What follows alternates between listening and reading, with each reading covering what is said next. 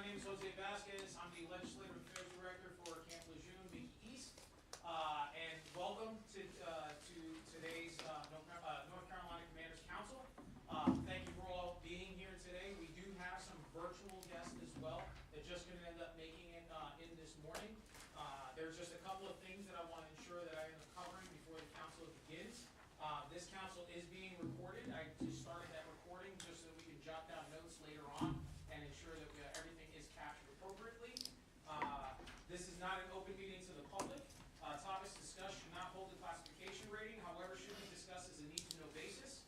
But remember, this council is all about a robust conversation to come together as installation commanders so that we can definitely bring forward things that we can bring over to the NCMAC as well as other representatives of the state.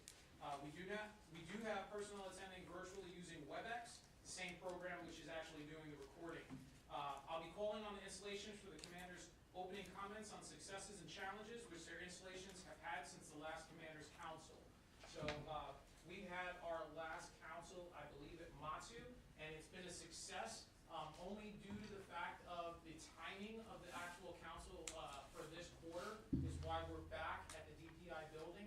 However, for future councils, we will then resume going to different installations, and I'll coordinate that with the installation commanders. As of right now, sneak peek, I've been speaking with Seymour Johnson, and they're looking at hosting our next council in February. So pretty exciting times. If you've never been to an Air Force base before, you get to see what they bring to the table. So without further ado, I'd like to introduce our chair, Colonel Garcia. Hey, good morning, everybody, and thank you all for coming. Thank you, commanders, and also guests for coming. You know, I've been in command for now almost 5 months, and it was my first time at the installation, and it's just been a tremendous experience. I've learned so much, a lot smarter, a lot wiser with all the opportunities and challenges that present in the installations, and also just the region also as well. Jose, are we going to go around and do introductions, or do you want me just to go ahead and just start on opening comments? No, sir. We'll go with opening comments, and okay. Then we'll go down to the installations after that. Okay, good deal. So we have 3 things today. The first thing is we're going to get an update from the NCMAC from the chair, Major General Rodney Anderson. Then we're going to talk about kind of through all the installations, we'll talk about some of the successes and some of the challenges that you have. I know I have some, and I'm looking forward to that discussion. I do think that, you know, as myself and John were talking about before we got started here, is the talk between the commanders and sharing of best practices, I think is really important. And I also consider that, you know, we get on a WhatsApp and we share some of those things on things that maybe somebody has seen this before. Maybe there's also different perspectives on how to address certain things, and I think we can do that. And so I'd be interested in doing that as we go forward. We're also going to have, after the opportunities or successes and challenges that the base have, we're going to have a brief by Jeff Fitton. Jeff is the lead management program analysis plans and analysis and integration office at Fort Liberty. So he's going to talk about kind of some installation, innovation, and modernization initiatives and how we can, as a council, bring forward those state problem statements, you know, to the state. You know, I think also is as we go forward here, we've had some successes with this council, and I asked my folks, you know, what were some of the successes this council has had before, and I'll ask Mike Scalise if he can just talk historically, because a lot of us are new here and maybe don't have that perspective. But Mike, would you mind just talking about? I'd like to think that we've had a lot of successes. Specifically, of course, I would say principally to kind of chime in on your comment, that's that interaction of the installation commanders. In my time here, and I don't know if anybody even remembers when I was on active duty, those comments were like 2 minutes per commander. They really moved quickly, and at some point, and I don't know what it was, it didn't change the context of the NCCC, but the installation commanders became engaged, and we actually kind of pulled out of some of the briefs that we would give, because the commanders were using up all the time, which I don't mean that as a criticism. It was great. It was great to see. So just inside the room, I've seen over the years a significant improvement. I would like to think that through this voice, there was some appreciation for the pension reduction that was removed over the last few years ago. I'm even forgetting what year that was. But nonetheless, that was a theme in this room, and I believe that the state of North Carolina listened to it. In addition to many, many other voices. In general, you recall that. I mean, those are just two examples, sir. I could go on a little bit further, but I don't want to eat up too much of your time. No, I think that's great. I think also, from my understanding, the licensing portability was also another thing. And so I think when we come together as one voice, I think it's important, that we highlight that, and the power of that is all the installation commanders coming together one voice, and then working with the state to achieve some of those objectives, or making change the right type of change. And so I look forward to just hearing from everybody on those type things. And so without further ado, I'll turn it over to General Anderson. Thank you. Thank you very much. Let me start off by just saying thank you to all of you who participated in the North Carolina Defense Summit in September. It was really a great opportunity to come together, and we collected some 41 individual best practices. Some of them are small and minor, some of them are pretty significant. So I invite you to go to ourncmilitary.com, just like it sounds, ourncmilitary.com, and all of the files and the best practices and even your photos are in there. So you can see yourself in action if you do that. So thank you very much for making that a success, because it was you and your organizations. Many of you participated in panels, and you also nominated people that we were honored to recognize for excellence, and that was pretty neat. Going forward, we're not going to have another one in 24, but we will skip to 25 just because it takes a lot of work to get those things done. So in 25, we will do another one. So let me back up a bit and just say that the North Carolina Military Affairs Commission is, by statute from the state, committed to working with installations and host communities, really in preparation for the next round of base realignment and closure, BRAC. That's the genesis of why we exist. And we get a small amount of money, and we use that money with partners to do different things to help, like supporting the employment of transitioning veterans. That's one of the things we do. Or like the Sentinel landscape to protect the lands around various installations. So those are the kind of things that we do. And so we're laser focused on you and your needs and what we can do to assist you. And so that's the genesis of why we exist. And I happen to think that with any plan, you're always in phase one. And so people say to me, well, we don't have a BRAC. Well, we're posturing, so when we do have one, we're in the best possible status in terms of our installations and our force structure, so we can maintain. We want to be the last one that they look at to change or downsize or anything like that. So that's the other reason why we do what we do. The second thing I want to say is that I didn't get a chance to see very many of you at the installation forum, but the Association of Defense Communities is sort of our hire in DC, and what they do is they have a direct relationship with the Pentagon and the Department of Defense, and they advocate for installations and military families. And so twice a year they have a meeting, a summit. The next one is going to be in April, and after that they have a fall installation innovation summit. And that's where you can really, it's important if you can to send a representative to that or come yourself, because you have the opportunity to hear best practices from all over the nation. And they have all kinds of presentations.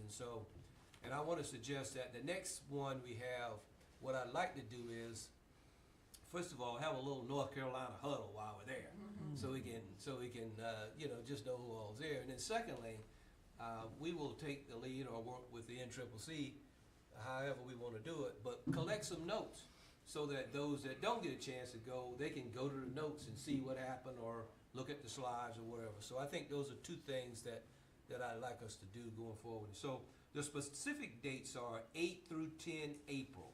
8 through 10 April in DC is the Association of Defense Communities Summit. 8 through 10 April. And then the 28th through the 30th of October is the Installation Innovation Summit. They talk all things installation there. And the neat thing about that is they have a half a day where the services come together, and the service 3 stars talk to all the people who are there. So if whatever service you're in, you go to that one and you hear you get it, you don't get all the layers, you hear it directly from the top. Him talk about, or her talk about what the priorities are. And so the third thing I want to just say is that over Veterans Day, I had the opportunity to reflect on veterans, but I also am reminded of military spouses and the invaluable role that military spouses play without pay in supporting our military. And so in 2024, the NCMAC is going to mount an effort with your help to give more attention to military spouses. And so the first question you have is, well, what do you mean, General? I mean housing. I mean K through 12 education. I mean spouse employment. I mean health care. I mean all the things, child care, all the things that impact military spouses that they have to deal with. We do those things, but we want to do them in a more focused way regarding, and just title it military spouses. Now, the Air Force, and since I'm Army out and I jumped out of airplanes, I can say the Air Force has done a really good thing. They have a program called 5 and Thrive.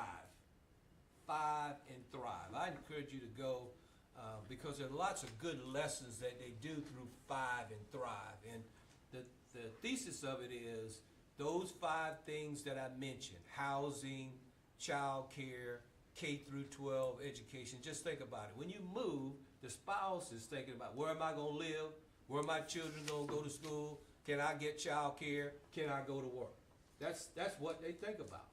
And so, and then if you have a special need, what kind of health care is available for my family? So those 5 things, the Air Force calls them 5 and Thrive. We want to take a look at them in North Carolina collectively and share some best ideas and collect ideas from you on how to do that. And so I invite you to participate in that coming up. So that's it for me. Thank you very much for having me. Thank you. Jose, over to you. All right, thank you very much, gentlemen. So I will second that note on the ADCs. It's a pretty valuable piece of information, and it's also another way that we can see what else is being brought to the table outside of our actual installation. So please, if you didn't jot down those dates, I'll get with you later on, and I can tell you from personal experience how valuable those things can be. So without further ado, we're going to go straight into our agenda. If you haven't already opened up your folders, the agenda is following inside there. We will take a small break in between our installations, going over successes and challenges, just to reset before we actually go through our presentation. So first, I'd like to have General Copeland from the Army National Guard go over his comments. Okay. Hey, good morning, everyone. Jeff Copeland. I'm the Assistant Adjutant General Maneuver and also the full-time Director Joint Staff for the North Carolina Guard. Right now, we're focusing on our Vision 2040, trying to position ourselves for the future. So it's very apropos to some of the topics here today. Our work groups are innovation, force structure, domestic operations, and infrastructure as well. Our 50-meter target is prepping for support of North Carolina emergency management for winter storm response up in the western part of the state. We fared pretty good, luckily, with hurricane response. We did do one deployment of soldiers and airmen in support of emergency management, but they were not actually utilized, but they were there if needed and then returned to home station. Our primary focus and challenge remains on retention and recruiting, specifically within the Army National Guard. The bonuses that we're getting on the Reserve and National Guard side just aren't attracting soldiers. I'm not sure what the air is doing different, but our air wing is over 100% with their C-17, so they're doing great things there in Charlotte and Stanley County. Currently, we have North Carolina National Guard units supporting Southwest Border Operations in support of Customs and Border Patrol, MP unit down there. We have various different units in CENTCOM and AFRICOM, and our main command post operational detachment that drills with the 82nd will be deploying with the 82nd to Poland in early December. Other than that, Jose, we'll throw our name in the hat. If comes around time to come back to Raleigh, we'd be more than happy to host a NC Commanders Council, NC MAC, at the Joint Force Headquarters here in Raleigh. That's actually pretty exciting, sir. I'd like to end up seeing it. I'm sure our other installation commanders would like to see it. Thank you, sir. I'll definitely be in touch with you on that. Okay. We're going to move over to Colonel Wilcox for Fort Liberty. Well, hey, good morning. It feels like just the other day, I think I was showing up to my first one of these, and now I think I'm down to my last 2 or 3. So, good day to everybody, sir, gentlemen. Jose, thanks very much for giving us some time today. We want to talk a little bit about innovation, and we'll do that a little later, so I'm not going to take up too much of my introductory time, except to say, for those of you who are not familiar with Fort Liberty, you probably know it's a big post. We got close to 52,000 paratroopers, soldier sailors, airmen, Marines, and the one, I think, lone Space Force Guardian in the state of North Carolina now. But we are not a joint post, but we do act like it from time to time. And what that means is that we swing with a larger stick from time to time on big issues, and we try to be very selective with the issues that we do take on. And so we want to make sure that those issues reflect your needs and concerns too, because our problems are state problems in many cases. And while we can go back and lobby the Army, that we think that we collectively can go back and talk to the DoD with a louder megaphone than we actually have individually. So that's something we are focused on very heavily.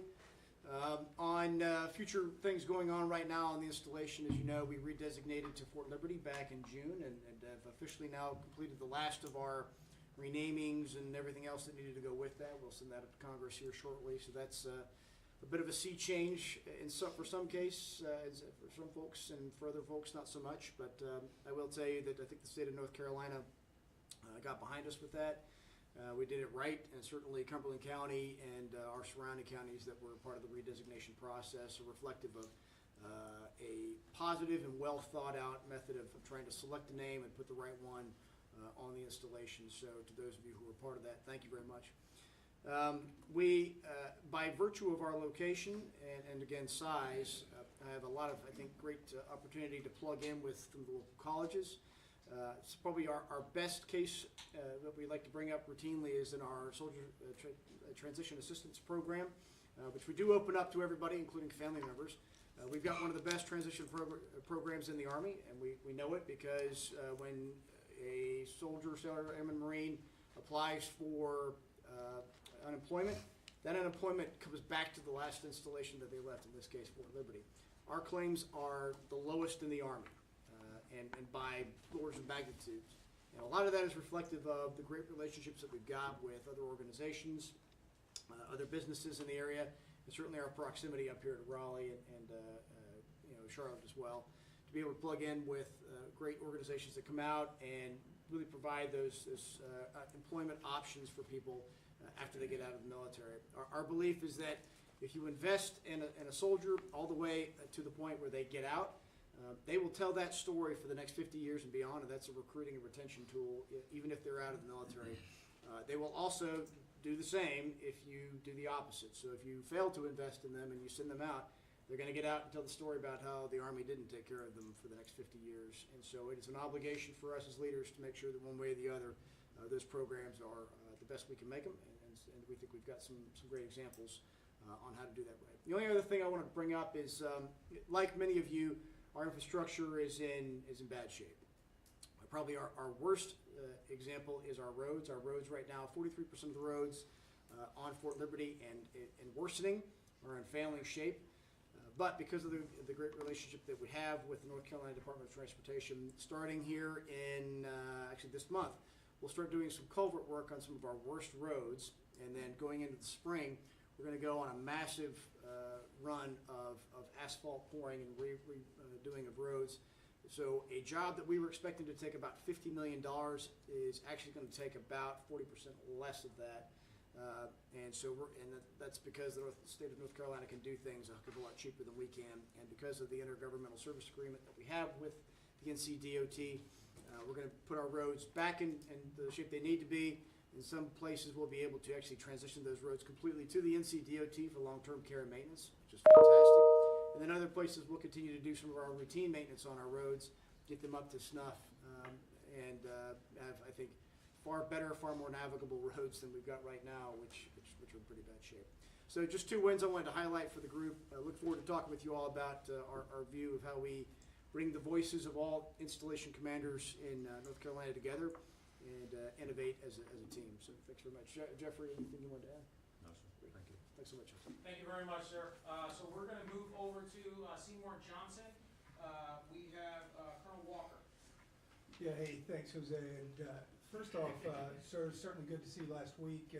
I can't echo enough about the ADC last week in Orlando. Rick, good seeing you as well. And so for me, very very similar to you, sir. You just got in about 5 months. Same for here. Just got in the Ocean Support Group 5 months ago at Seymour Johnson with Chief, and the community relationship has been outstanding. So some of our big successes certainly was the NCDS. That was, for me, that was great. As a logistics guy, really not getting involved too much in the community to see how it all works out. Opened my eyes to how we worked well together. And then I've seen that nonstop at Seymour Johnson. And the Air Force does a great thing called the Air Force Community Partnership Program.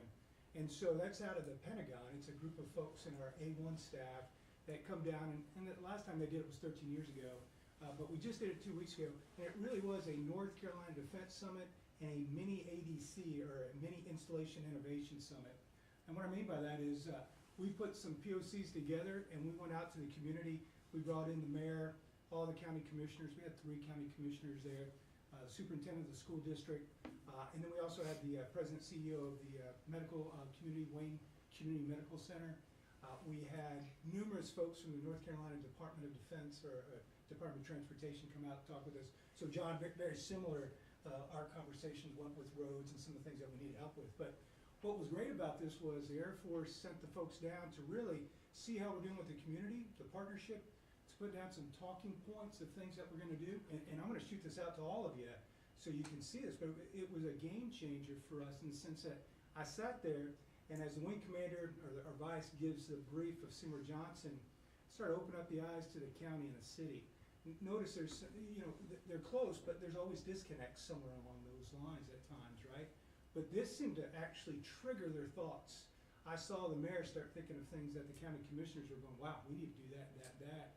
Then I ended up seeing the Wayne Community Center president or CEO of the school talk to the medical folks to see how they could start working together for education or to help with whether it's spousal licensure or whatnot, but how can they hire folks from this area to work in this area? And then from the military side of the house, we started thinking a lot about spouses licensure. And so all of those things to say that this partnership program has ended up doing a few things. One, we are a lot closer with the community now. We're actually going to do an EMS center. We don't have an EMS, an emergency medical center right now that's close enough to be able to support us. The county's going to go ahead and they've got funding already set aside to be able to support that, to meet those response times that the Air Force sets for us to get to a potential downed airman on campus. So we're going to start working those types of things. We're also going to look at one of the issues that challenges we're having on base is people, infrastructure. We're deploying a large group of folks out, what we call a lead wing concept. That's going to end up happening down the road for us. So we've got to start thinking, all right, if we're deploying folks, what is it going to look like on the home station? And we're struggling. We're struggling to keep up with infrastructure, HVACs, all the equipment. Well, I'm going to work with Wayne Community College. They've got HVAC technicians, and they've got to get signed off for their job, for some of their classes. And we're going to look to see if I can get some of them on base to take a look at our HVAC systems. So a lot of this community, folks in the community are just coming to us saying, we can do this for you. Our roads are struggling. The North Carolina Department of Transportation said, I think we can help you. So that's a lot of the successes we've been seeing lately is just where we've had some areas where we really could use some help, especially when funding's an issue. the community has come together and has just reached out. So I do look forward to sharing those notes with y'all soon about some of the things that we're working with our community. So any questions on that? It's a win-win. And the challenges that we all face are still funding, right? So we continue to see other things pop up around the globe that has to take funding. And so we still have the best airmen I can think of. These folks come up, and I say big A, airmen civilians, to come up with ways to make the mission happen. Aside from that, we do look forward to, I gotta talk with the boss, the big boss, to see how February looks, but would love to have you all come out to Seymour Johnson, get an idea of what we do out there, eat at our DFAC if we can. It's fantastic, as you all probably know. And then if we get an opportunity to maybe get you on the flight line, take a look at one of our F-15s. I don't have a question, but I do have a comment. That, and maybe you all, everybody else is kind of experiencing this, but HVAC is kicking our rear end. I mean, it is just, and I think it's only going to get worse too. I mean, it is just this. I think I forgot the number. I had the number in my head because I'm getting a brief on it, but I think we had over 500 service tickets just in 1 month, like in the month of July on HVAC stuff. We had HVACs down in the CDC for, and this is not just a minor repair. This is kind of replacement, which is just really expensive. But it is just kicking our rear end, and I'm getting a brief on it because I want to see if we can order parts ahead of time, because a lot of and we have so many different systems. It's not just one system, like one F-150 powers everything. There's just numerous incentives. Different systems, because OSD has it changes where you have to build it to this code and you have to utilize this type of system, something like that. And now we have just so many different systems that it is just kicking our rear end. And I think it's just going to get worse. Yeah, our lead time is about 50 weeks to get a system. Yes. Yeah. And supply chain issues and things like that. So yeah, that's something, when you said it, it kind of piqued my interest Yeah, a if I little can bit. get more folks on from Yeah. off base to take a look at our systems and Yeah. be able to potentially help us, it's a win-win. So I'll keep you everybody posted on this. Okay, I appreciate it. Thank you. Yes, sir. We were carrying an average of about 2,000 DMOs a day Yeah. at Fort Liberty from June, July, and August. Oh, yeah. I have the number. I don't think 500 is the right number, but I think that there's a lot more than that. It's got to a point where our division commander for 2nd Marine Division, he gets briefed every day on which HVACs are out in barracks, because we have 115 barracks on the base, so he gets briefed on that. So it's an issue that we're dealing with, struggling, trying to get ahead of it. I don't know if we will get ahead of it. I want to spend some money on trying to you just kind of get what we call parts bin, where we're just getting we're taking a look at it and increasing that. So then, but now it's just finding workers, finding people. You never want an exquisite HVAC system, and we have a lot of exquisite HVAC systems that we're utilizing right now.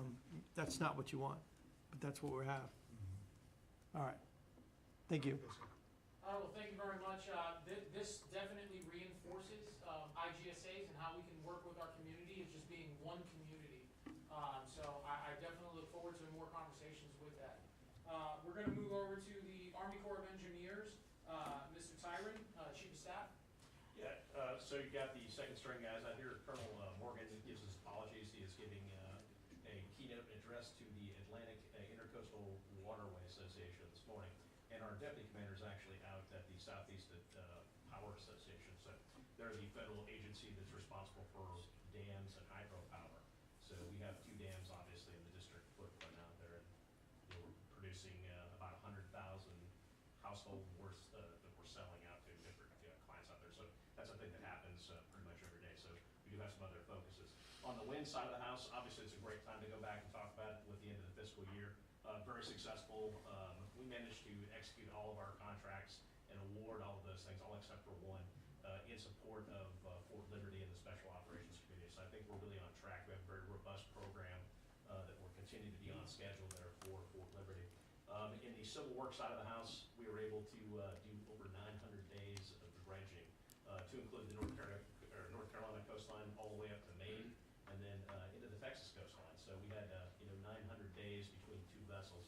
When you factor factor in maintenance and, you know, the 24-hour dredging cycle, and that's a lot. That's obviously of particular importance to folks in the Outer Banks, which we're almost always working with the Coast Guard to go back and reestablish those rescue corridors in there. On the flood control side of the house, we were able to do 130,000 acre feet of water, keep it in storage. We had no major flooding this year, but that also includes water supply for the city of Raleigh, which, if you're a resident of Raleigh, you know that 40% of the water supply comes out of Falls Lake, which is a 4-engineer project. So very successful in that arena. Switching over to our regulatory program, and again, Jose's, we've offered our regulatory division chief, Tommy Fennell, to come and talk about the new Waters of the United States program and the future program. And Tommy was actually number 4 in the nation for his program, issuing over 4,000 regulatory permits. A good bit of those were actually DOT, NCDOT permits. So for a state our size to have number 4 in the nation, obviously not being the largest population, to go back and put those regulatory permits, where folks are really executing those and doing those well. And then one particular one, yes, sir. Question? Might be somebody. Yeah, I think it's somebody. I'm sorry, do we have a question online? No? Okay, please, if you do not have a question, mute your microphones. Go ahead, sir. One particular one that's of great importance, obviously Representative Rouser, his district, one of the things they've been working on that's been delayed a year was the beach renourishment at Wrightsville Beach. So money came through with that. That was awarded, and we're actually having folks moving on to Wrightsville Beach in the next 2 weeks or so to go back and renourish that beach, which was a particular prop. So for folks that enjoy that coastal area, that's great. And then for the 4 lake projects, we did over 7 million visitors in the different core lakes out here. So I think we're having a definite impact for residents of North Carolina going back and being that premium, water recreation area. So that's just kind of some of the stuff that comes up with us on a regular basis. But it was a good year for us overall. I would say challenging, the challenges for us, the shutdown looms. We're probably going to continue to work because we have a lot of different appropriations for several weeks if this goes long. What it does do is really throws our contracting cycle off. And for folks that are in the contracting business, when appropriations, get flatlined, or we have a shutdown that goes through, a continuous or continuing resolution, vice and omnibus, bill, we don't get the same level of effect. So we're always concerned about that one. I think hiring continues to be an issue for a lot of folks out here. It's a pretty competitive hiring environment, and we have a lot of slots that probably should be going filled but aren't, and that's just a challenging issue right now.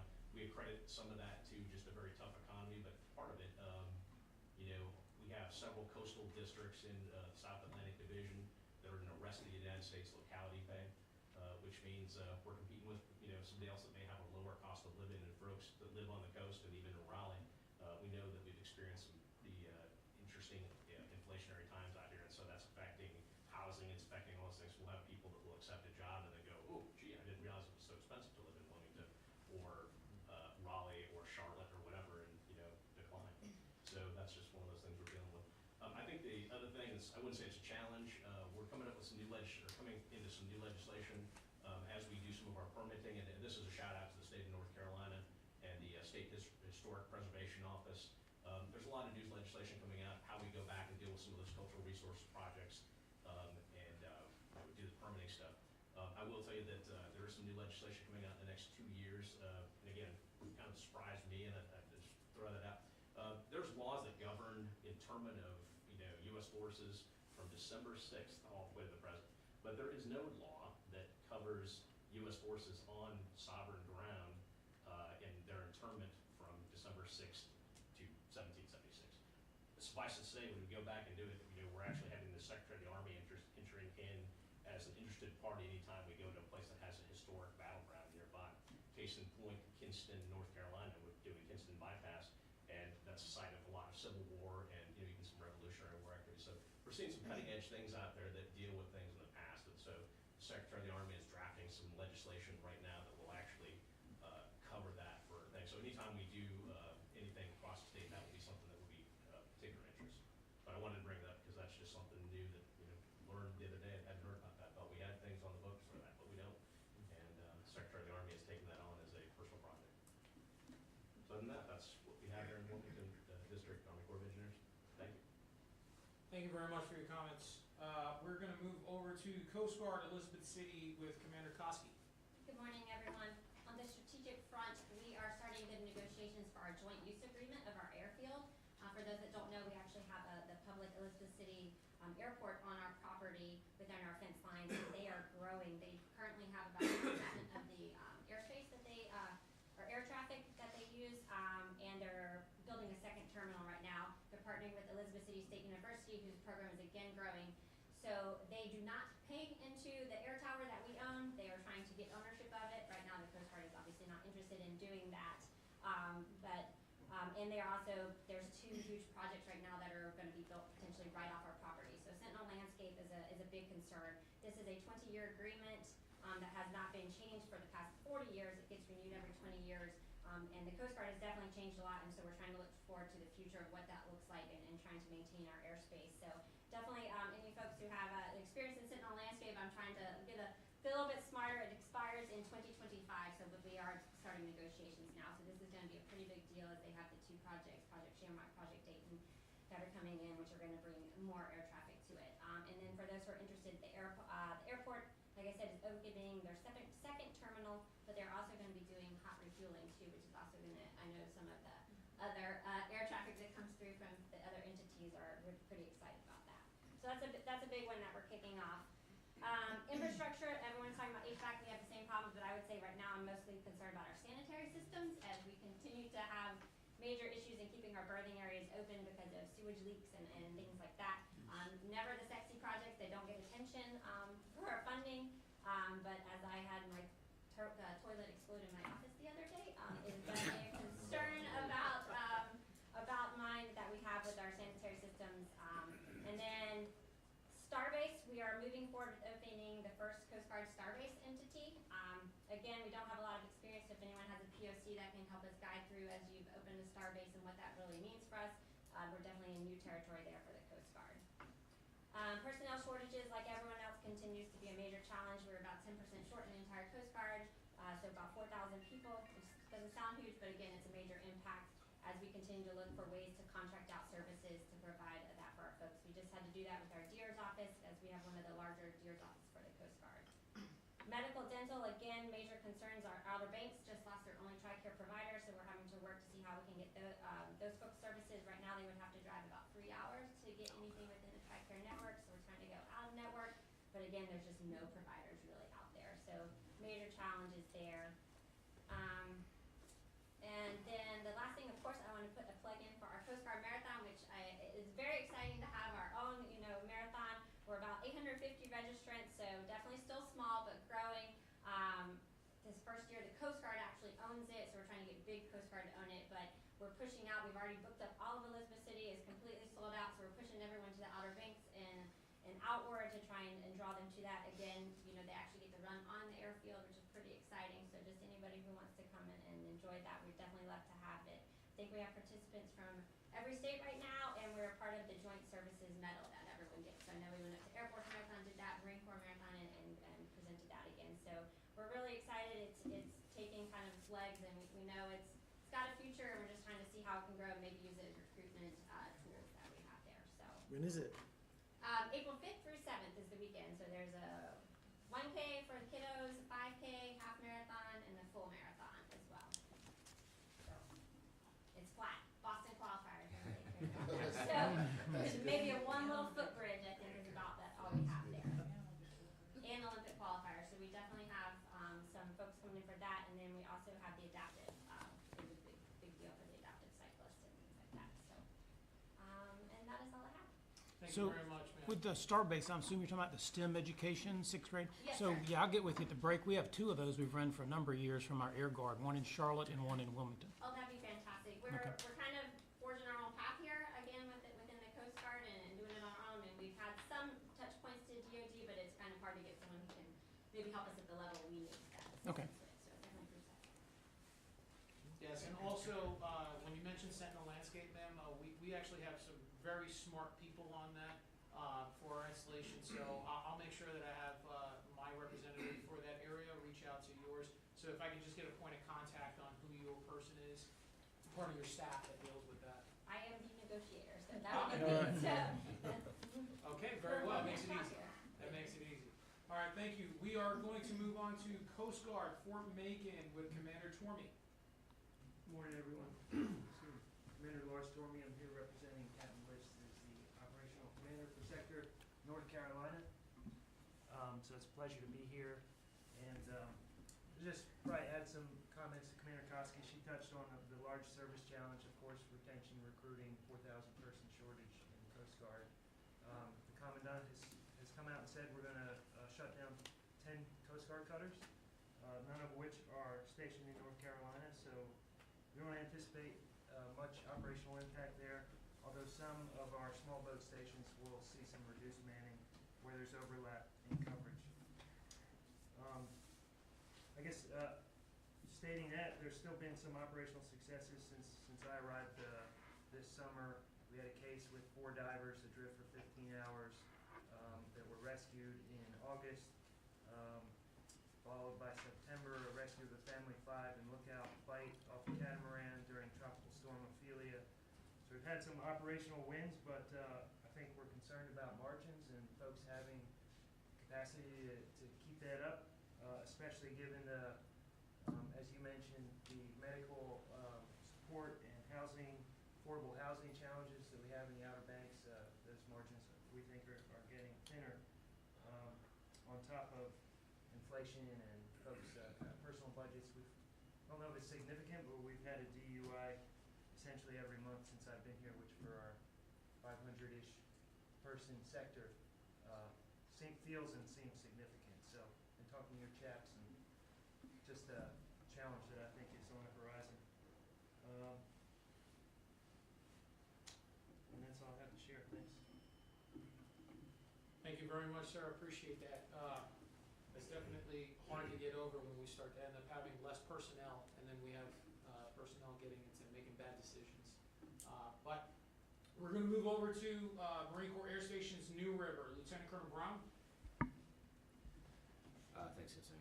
Generals, commanders, senior supervisors, good morning.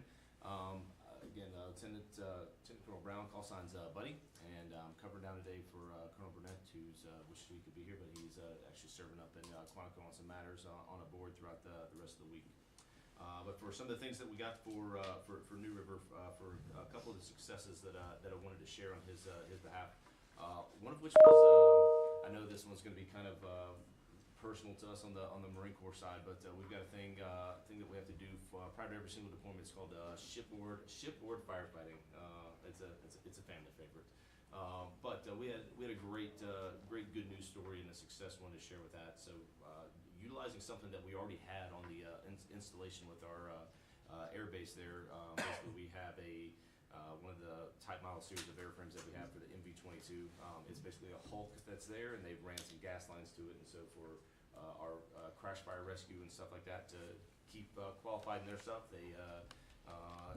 it's basically a system that they have there for that.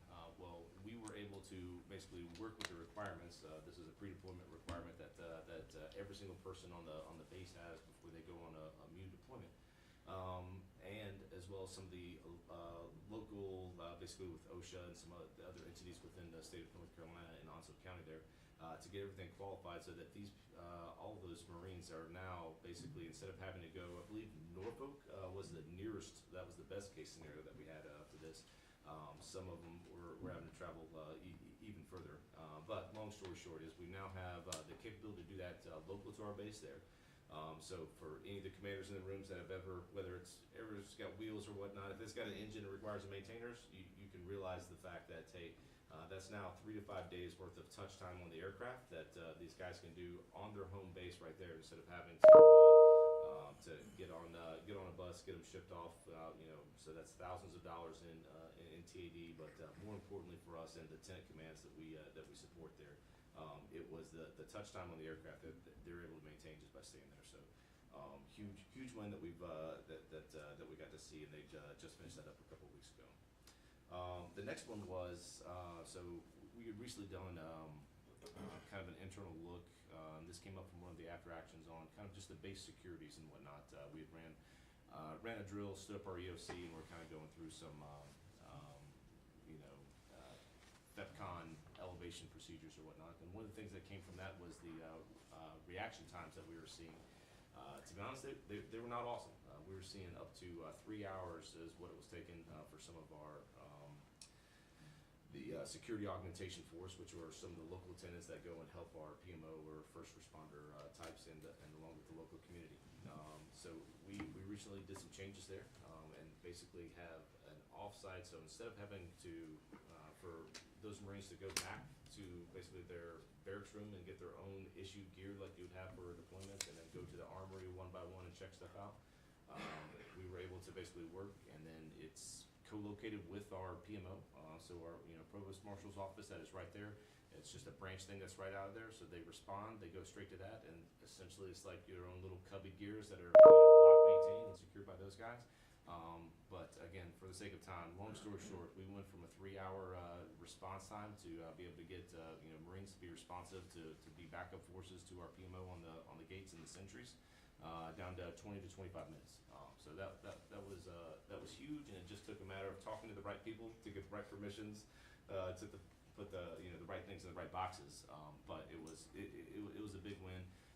And specifically our counterparts that are on the first responder side in the state of Bonneville County or whatnot, we're absolutely thrilled to see some of that, because if things, forces get overwhelmed or whatnot, it was, some of the local, I can't begin to describe the red tape involved with local community forces having to, help us out. And then just for the, the face savings of, hey, the U.S. military needs help with the guarding of the bases or whatnot, because of response times, it was good to see that one chalked up in the win column. For some of the challenges, the one that I have for today is we recently gotten a bunch of messages that were released from our CMC, and some of the priorities that he had been getting after were quality of life, and this brought up some unique challenges for us specifically in our base, but Marine Corps wide as well. To the caveats in his quality of life that he's trying to get after and improve for all of our enlisted warfighters was basically the barracks, and then also our CDCs, our Child Development Centers. We're full forged working into some of the changes with that we're looking at for the barracks side, but for the CDC, one of the specific challenges we had. Actually, it's a good news story because we're in the process of being able to finish it. But as of right now, like New River, we had across with Lejeune as well. The number is well into about the 2,000 or so. But for New River's CDC specifically, it was about 300 people at the waiting list. So that is Marines that have to come up with something else to do for either mama or the service member or both to be able to show up to work when they needed to. And we recently had a building that during OIF and OEF was built to be a CDC. When that drawdown happened after that, it had been repurposed into like some office space and whatnot. And as a good news story to it, we're seeing that shift around. I believe it's going to provide about 70 to 75, to get after that 300 shortfall and whatnot. But that's the good news aspect of it for sure. But additionally, we're keeping a close eye on it with our counterparts out in the state of North Carolina, as we see, as this opens up, impacts with the community or whatnot, because one of the things that we've seen,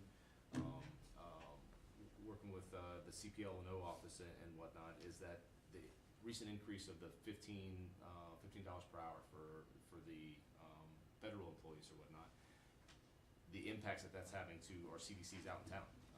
So if we're now opening these things up, and now we're looking to expand this one by another building or so, what that's doing for the local community's ability to be able to keep up or whatnot. So we're thankful that we're reducing the number of our service members that need a service and are now getting it. But again, being cautious and working with our local community as to what the impacts of that growth are, as many of them are struggling to keep up with that rate as well.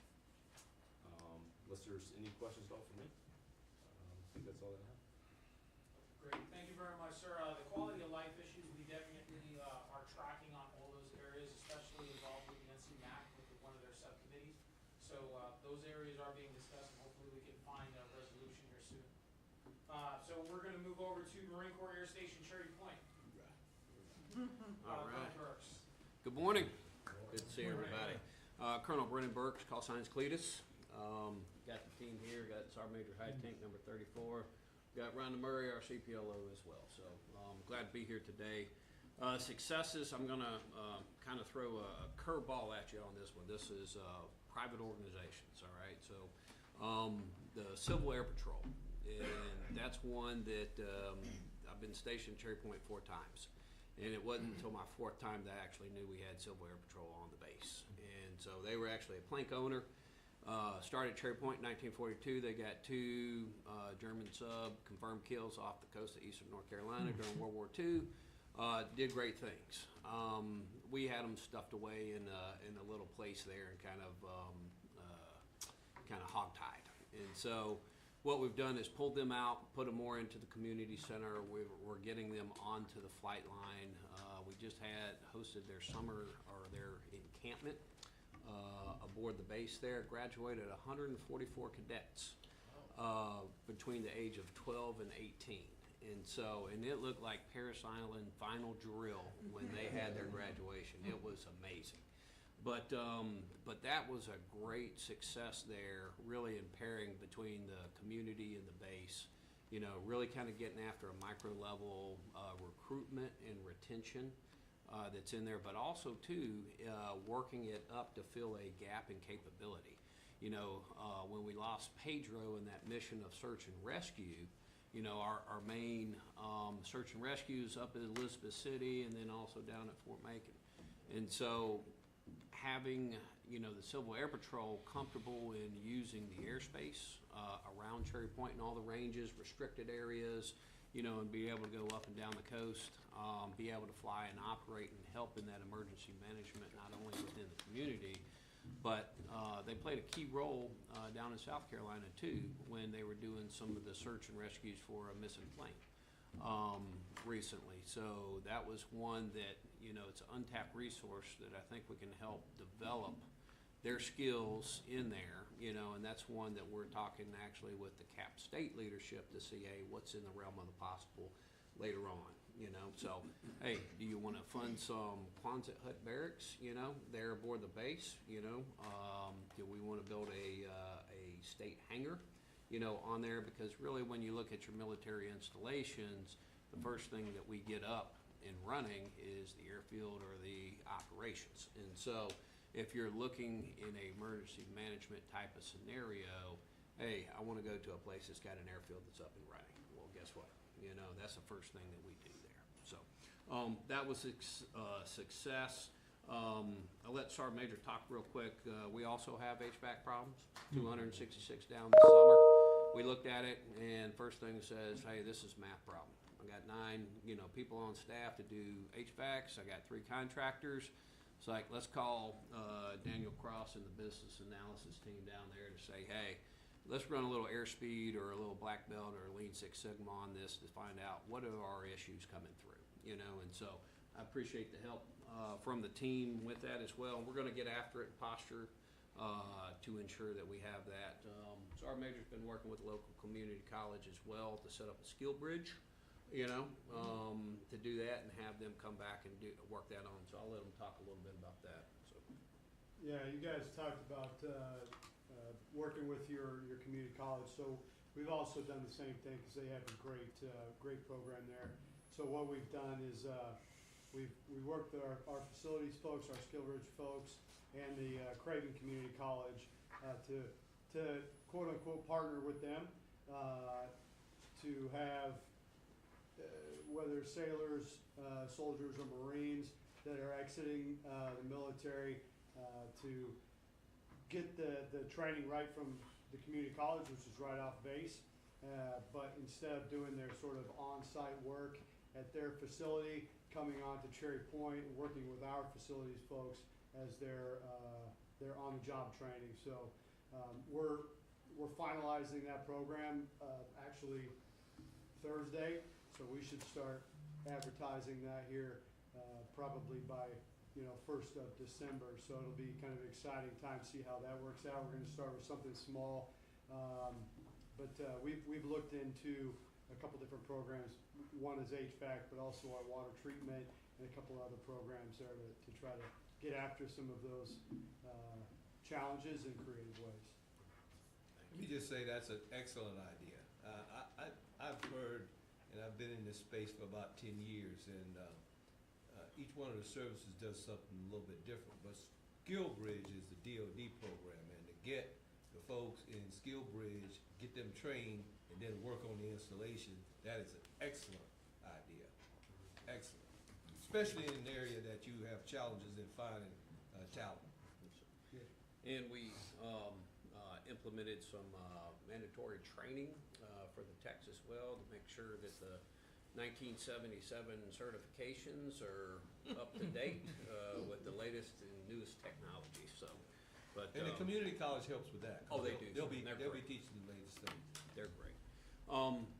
Moving over to challenges, and like you talked about, sir, I call them Big Five, but it's Five and Thrive that the Air Force calls. It's the same challenges we have, and that was what I learned here in the council, is the same 5 problems we all have at every installation there. You know, your housing, your schools, childcare, healthcare, and employability. And I gotta say, the childcare with NC for me, I've seen that be a very positive way forward, you know, that came out with it. The healthcare is moving in the right direction. I know that they're talking about a Veteran Affairs Clinic coming to Craven County, which is gonna help us out tremendously.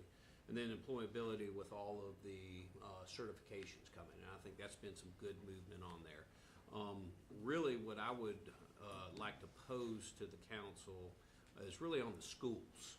And it was, Todd, it was your predecessor, Tammy, that brought it up here. And she always had the same 2 slides talking about the school system. You know, it's like, hey, 2 initiatives in there. One, hey, if you're within 1 mile of the base, you get brought up under a DODEA type of umbrella.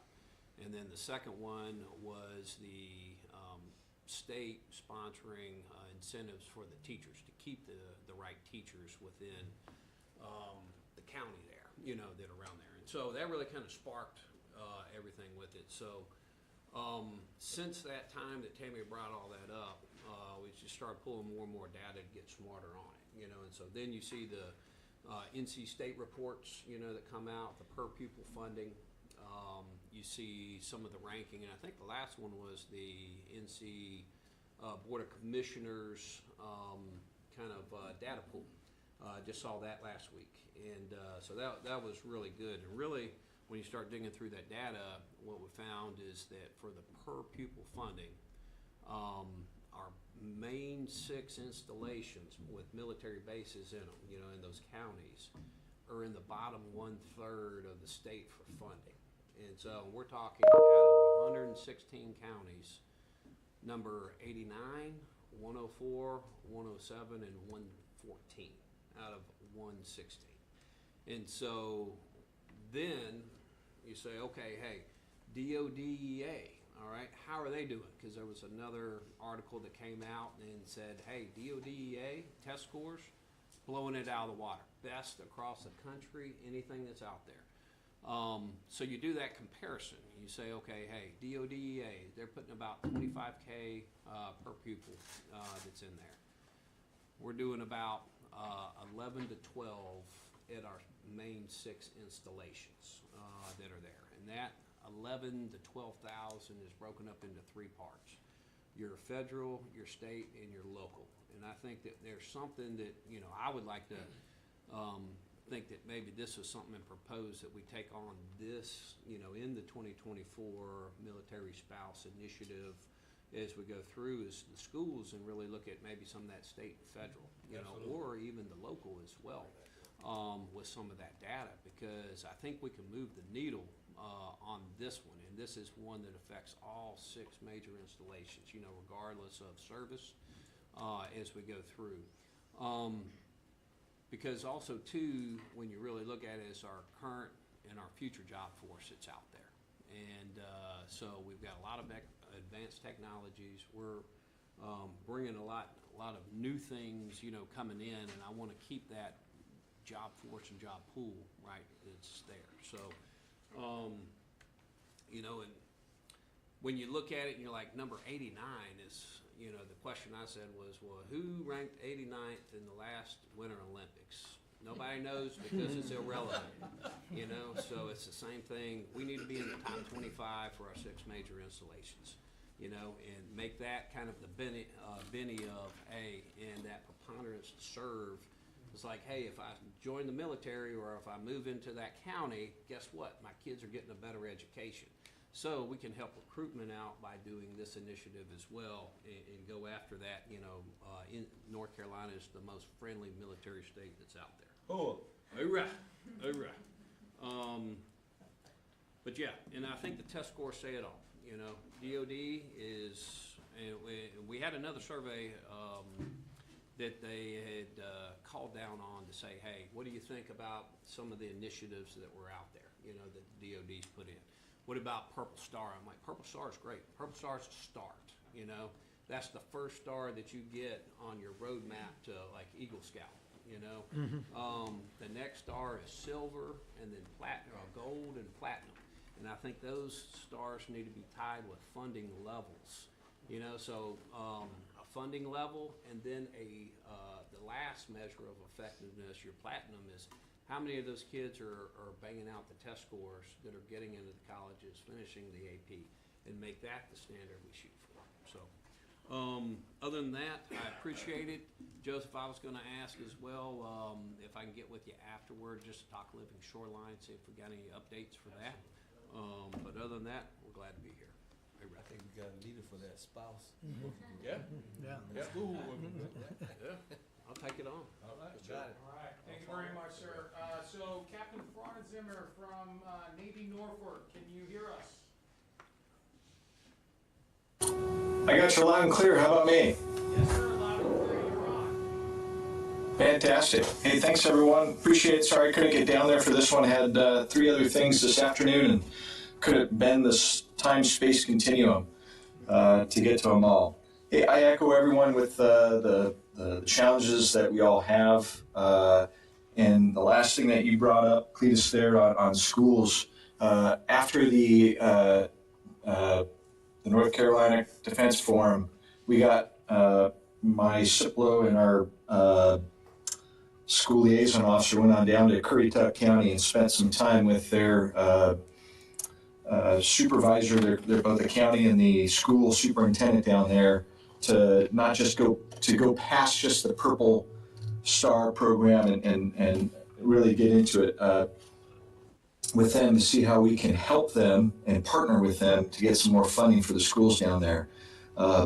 Their elementary school, the Moyock Elementary School, has about 1,000 kids, of which 500 are military connected, which is kind of crazy when you think about that number, but they're hurting.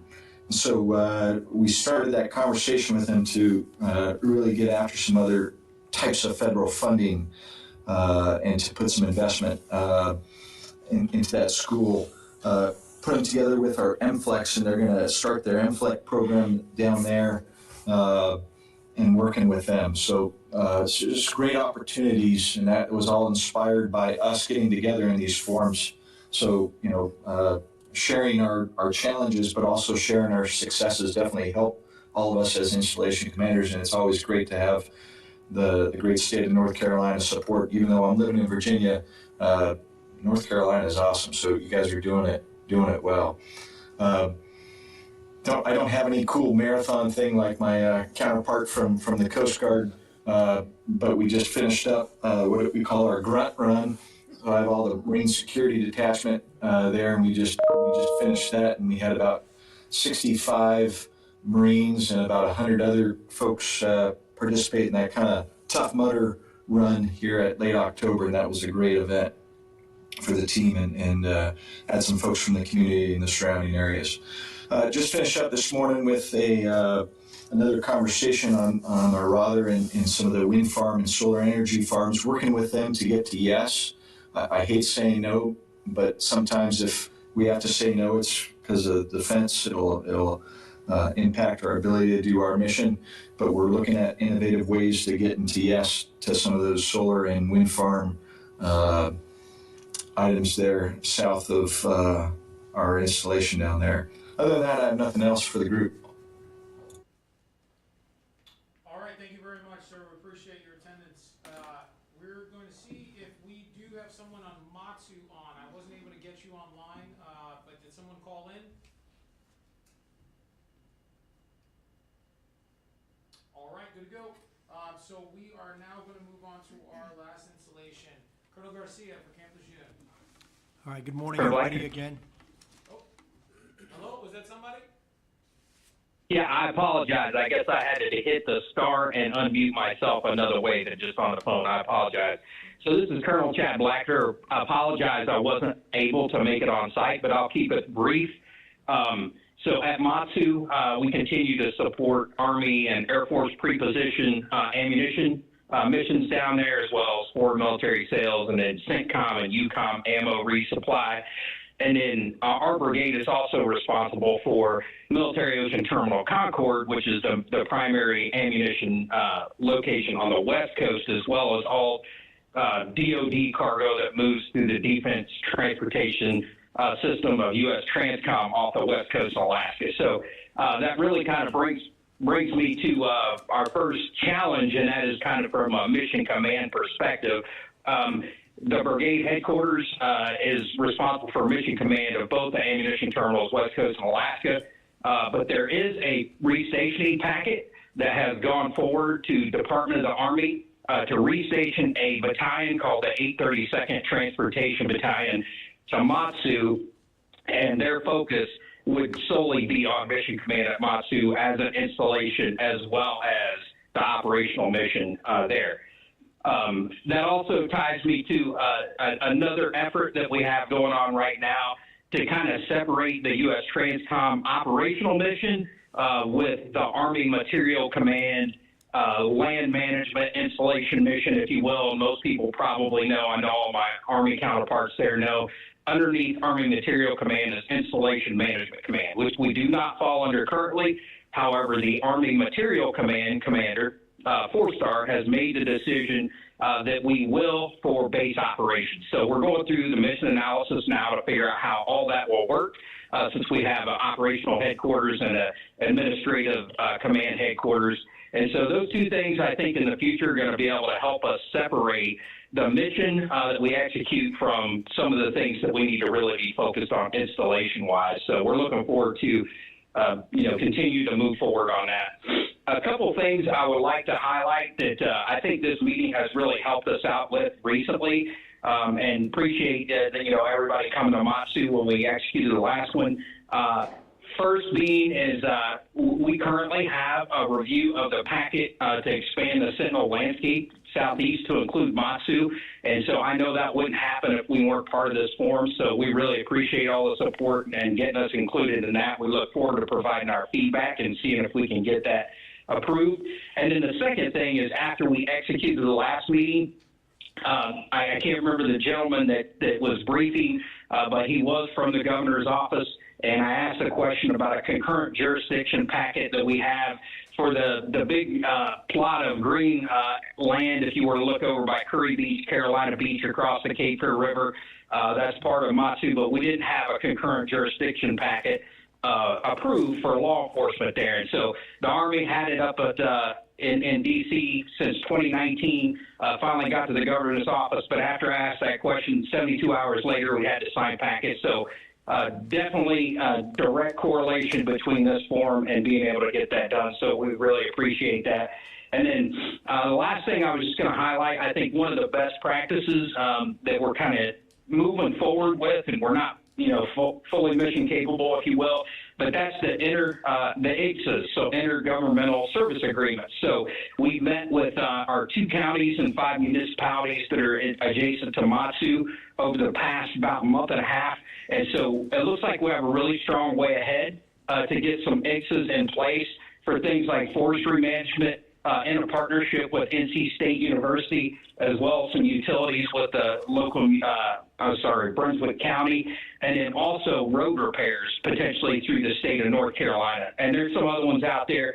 But if we do get these in place, we will be the first of the organic industrial base. Anybody's familiar with the Army, that includes your depots, arsenals, and terminals that get it in place. So really appreciate, we've heard a lot of discussion about these during this forum since I've been in command, and so now we're really trying to get after it, and I think just the education on them has really helped us. And then the last thing I'll say is just look forward to the Seymour Johnson event and getting up there. And as an Army logistician, I certainly look forward to eating at the DFAC there. So subject to any questions, that's all we have for Matsu today. Thank you. All right, thank you very much, Colonel Blackett's here, and I second that. I ate at an Air Force chow one time, and I didn't want to leave. Jose, can you give the shout out to individual that helped him as well? Oh, yes, so that would actually be Rick Long. Rick Long is actually behind us. He is with us here, sir, and he'll be briefing here shortly. So he did hear you, and I'm sure he appreciates it. All right, so we're going to move over to Colonel Garcia now. Okay. All right. Hey, thanks. And how are we doing on time? Do we? We're fine. Okay. So first of all, remember I said that I was in the job for 5 months, but this is actually my first time being stationed in North Carolina. And I had been stationed in Camp Pendleton in California, Southern California, and then also Hawaii and in Okinawa, and DC a lot, unfortunately. But this is my first time really being stationed here in North Carolina. And I will tell you that I'm so impressed with the community partnership with the bases and with the community out in town. It's not because of charity. It's not because they feel sorry for us or anything like that. It's because they truly is a partnership. And there are so many good things that are going on there, and way to leverage and help each other and to support each other. I know Cletus talked about the schools and for Camp Lejeune, and I wear 2 hats, by the way. I'm the regional commander for Marine Corps Installations East. So it has Cherry Point, New River. It has a base and a half down in South Carolina, 1 in Georgia, and then 1 in Florida. But then the other hat that I wear is I'm the Marine Corps Base Camp Lejeune Installation Commander. So I'm doing a little bit of both. But that's also a good opportunity for me to see how other states are partnering with their installations and some of the best practices that we're seeing there, because we can bring that, and I know that our commanders share a lot of best practices, and I think that this NCCC is just an extension of that, sharing those best practices, and I want to just please continue to do that. What I will say is that our primary focus is, and I heard somebody say this, if you ever want to modernize a base, what you do is you have a hurricane sit on top of it for 3 days. And that's one way to modernize. So just to put that in perspective, in FY19 and FY20 funds, we got $3.6 billion. That would take us 20 years to get that amount of money for reconstruction or military construction. So right there, from that aspect. Now that's not saying, and I don't think that took away from anybody else because it is zero sum, but I think that, we were like 1940s, 1950 type of construction, and all our old buildings got water intrusion and were destroyed. So our focus has been, for the last 5, 6, 7 years, or last 5 years, is really kind of closing and finishing up those projects. But we're struggling too with closing them out. And I don't know if anybody else is, and a lot of my things I'll put out questions to everybody else. Is everybody else experiencing delayed in constructions? Okay. Is everybody else experiencing a tremendous amount of inflation as far as what you bidded on, and now what the bids are coming in? We're getting bid busts all the time to where we thought this was what we designed it for this amount, and now it's almost maybe a third more or maybe half more, sometimes 100% more. I know you are. I know you are a little bit too. But we're experiencing that, and it's crushing us. And then also, we talked a little bit about the workers that are there and the ability to get skilled workers. We're having that, with, you get a prime contractor, you get a subprime contractor, and then now that subprime contractor can't get any workers to come on base to be able to do work. So it's causing a big delay. So that's one of our focus. Buddy mentioned about our comment on the Marine Corps. It is renewed focus on quality of life. It is. So it's barracks, It's we call chow halls or dining facilities, and then also it is our CDCs, and also family housing. So those are the kind of some of the things that we're focused on. That's good. He's come on record and said that he's going to put $1 billion a year in barracks, and then another $1 billion a year in installations, which would be, you know, pretty tremendous. And so for our barracks, you know, as we look to modernize our barracks, you know, we look to do management of it, how we manage art, because what we have is right here, we have young Marines that perhaps maybe can't go on a deployment or something like that, and that's the barracks manager for that battalion, and that individual will manage that. I don't know if the other services are doing differently. We're looking at, you know, maybe having a GS employee manage a barracks. You know, I know the Navy has looked at privatize and different things like that for managing barracks. So we're looking at different ways to be able to manage that. I think we're probably going to settle on a GS employee, like per battalion or squadron type unit to manage the barracks. No, but that's going to cost money. But that'll be some of the money that he said he was going to do. For modernization, we have a lot of barracks that are like really old. We have just on Camp Lejeune, we have 115 barracks, and some of them where you have one Marine, you know, you have two Marines sharing a head with two other Marines, and so that we call it a 2+0 or 2+2 concept. And then we have ones where you have two Marines with one head in there, and then I think what we're looking to get to is where you have maybe a pod. So you have Marines, and then you have a couple of heads in there, and then you have like some type of kitchenette or something like that. And I know the Navy has done some of that, and I think the Air Force is doing that. We do some of that over our overseas CONUS facilities. But why are we doing this? And some of you talked about it before. Why are we doing all these things? It's because we're in a competition for talent. And competition for talents and for retaining. I remember when in my last job, I was with Congressional Affairs, a congressional liaison, and we took a group of representatives from the Select Committee on China, and we were over there talking to Disney CEO, and the Disney CEO talked about, you know, Florida and what they're doing at Walt Disney World, and how just off the street, they're paying $18 an hour for a new employee. That was a year. Maybe more now. $18 an hour for an employee with full medical benefits and tuition assistance. That was something that we were the only ones doing. The military were the only ones doing it. Now, like a lot of companies are doing it. So we are in a competition of talent. And so when we're in a competition of talent, the ones that we do get, we have to try to retain. I know the Marine Corps is putting a big emphasis on retention, and we've had some success. But if it's sometimes easier to retain them than it is to recruit them. And so, you know, trying to improve the quality of life of our Marines and sailors that are on our bases is one of the utmost important things that we're doing. I'll talk about some of the challenges, and I'm throwing out just like maybe these are things that you are experiencing as well. Small UAS intrusions. So the other day I visited Cherry Point. We had 6 F-35s, you know, just right on line right there. They were getting ready to take off. A few of them, I think they had 4 of them taking off at the time, but we had 6 F-35s. If I flew a small UAS from just right outside the base with some type of explosive device, I could be there probably in about 3 minutes.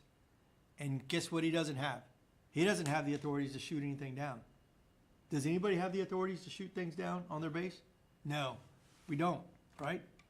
If you take a look at what's happening out there, you know, in Ukraine, and then also what's happening in Israel and the Gaza, small UAS is kind of the future. It's like this generation's, you know, our generation with the IED. It's this generation's IED. And we need those authorities to be able to bring those things down that threaten our airfields or our QE infrastructure or something like that. We don't have those authorities. So we're going to work with not only with our headquarters on trying to seek those authorities. And you can do something, because all we can do right now is just monitor them. We can do a couple of things to bring them down, but we don't really have any authorities. I don't know. I'd open it up to see if anybody else has something on that. I'd like to jump in here because this is something we've been working on for several months. And I mean, part of the, I won't say a problem, but some of the reticence to going with more blanket counter UAS, and then by virtue of counter UAS, Yeah. the capabilities on the cantonment area for Fort Liberty is the FAA. Given the busyness of the airways that we're currently in, and the sensitivity of things that occur, especially around the Pope airfield area, they are extremely reticent to do any approvals whatsoever, and when they do, it's usually a one-time deal with singular purpose and singular action. I think we continue to hit this rock the same way at our own risk, and I think that what we need is a blanket policy that enables at least, certainly within airfield, where airfields are currently operating, we need the ability to operate and for the purposes of protecting our capabilities, and frankly, I think we just need to get a bit more comfortable with the idea that UAVs are going to be flying nearby. That's right. Yeah. You don't get better at something by avoiding it, and you certainly don't get better at it by not practicing and putting safety protocols in place based off of experience and time. So right now, our opponents, as you've highlighted, are getting very good at navigating, piloting, and figuring out how to leverage UAVs to their advantage. We are doing in small doses. I think some of our operational units are getting actually some great experience in the training areas. But for cantonment areas, for installation implementation, for protection of the installation, even just for use within our fire and emergency services, and using that as an augmentation tool. Yeah.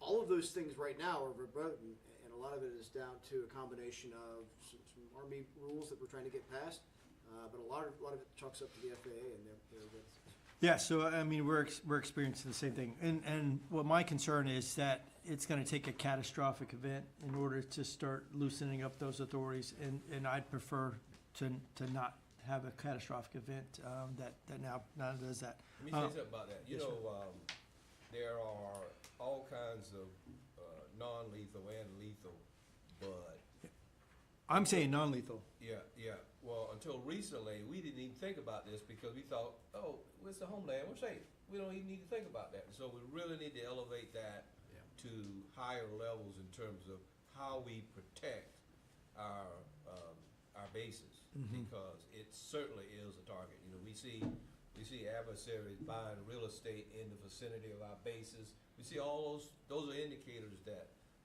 it's a target that we need to consider. So we will definitely elevate that, make that a topic of our consideration in terms of how you protect against air threats our bases in the U.S. And this is obviously a huge concern. We have a public airport on our property, on our airfield, and ECSU, the Elizabeth City State University, has a drone program too. So there are drones flying everywhere. So I've got, it's hard to control what's coming in there, and so that's my huge concern of trying to negotiate and do this agreement for 20 years plus, what the world looks like, and already knowing what the threats are. Right. Everybody likes to say, oh, the Coast Guard's small, nobody's looking after you guys, but it's a major. Yeah. If you take down Elizabeth City, our entire aviation depot is gone for Yeah. the entire Coast Guard. Yeah. So definitely would love some maybe tap into your knowledge on that. I'm definitely not an air person. I've never done aviation before, and here I am negotiating this, so I've definitely love some pointers on this. I'm a cover person, but yeah, that's why it's like one of my main concerns right now is the security in general already, and then how to prevent it for the future. Yeah. One of the things that, John, you mentioned that your units are getting better at that as far as employment, tactical employment. We are too, but we're still struggling a little bit with, redoing some of our range regulations to be able to allow that more freely. Right now they're really strict, and the reason why is because we have, all of our helicopters on the East Coast, tactical helicopters on the East Coast are here out of New River, just adjacent to the base, and so we want to make sure we're protecting them, but also allowing some of the future or character of war, in the future, to be able to work on that. So look forward to continued discussion on that. But he mentioned a little bit about this was a $15 minimum wage increase for employees that are on federal installations. That was kind of a blanket policy that was done by OSD. And if you're in Southern California, at Camp Pendleton, that's nothing because they're paying, $18, $20 an hour for minimum wage for their employees. But if you're in North Carolina, and especially in Eastern North Carolina, where it was about $8.50, maybe $9 minimum wage out in town, and now it's increased to $15, that's a pretty big impact because the good thing is for 23 and then also 24, we've got some money that was offset that $15 minimum wage. And where it really hits us is what we call our Marine Corps Community Services. This is the AFES. I don't know what the Coast Guard does, but it's kind of the NEX or something like that. For us, it's this Marine Corps Community Service. So, for example, if you worked at Canes on base, when they did the $15 minimum wage, you might have been getting paid $9 minimum wage, and now it's $15 minimum wage. But there has been some money that's offset that. But in 25, we're not expecting any more offset on that. And so what that means is we're going to have to cut down programs. So those programs that we have for the Marines and sailors that live on the base or the families as well, we're going to have to cut down some of those programs. So these are like golf clubs, not to say that we're going to shut it down, but these are all those things, like the auto skills, there's a whole bunch of a plethora of different things that we're looking at probably curtailing, changing the hours, laying off employees, or just cutting back because of this. And so that's been a tremendous hit on us. One of the things that could potentially offset it, and I don't know if this has been brought up before or anything like that, but North Carolina taxes our fuel cells by the Marine Corps Community Center or the AFES fuel cells, and it's a 40-cent tax on fuel cells that are on there.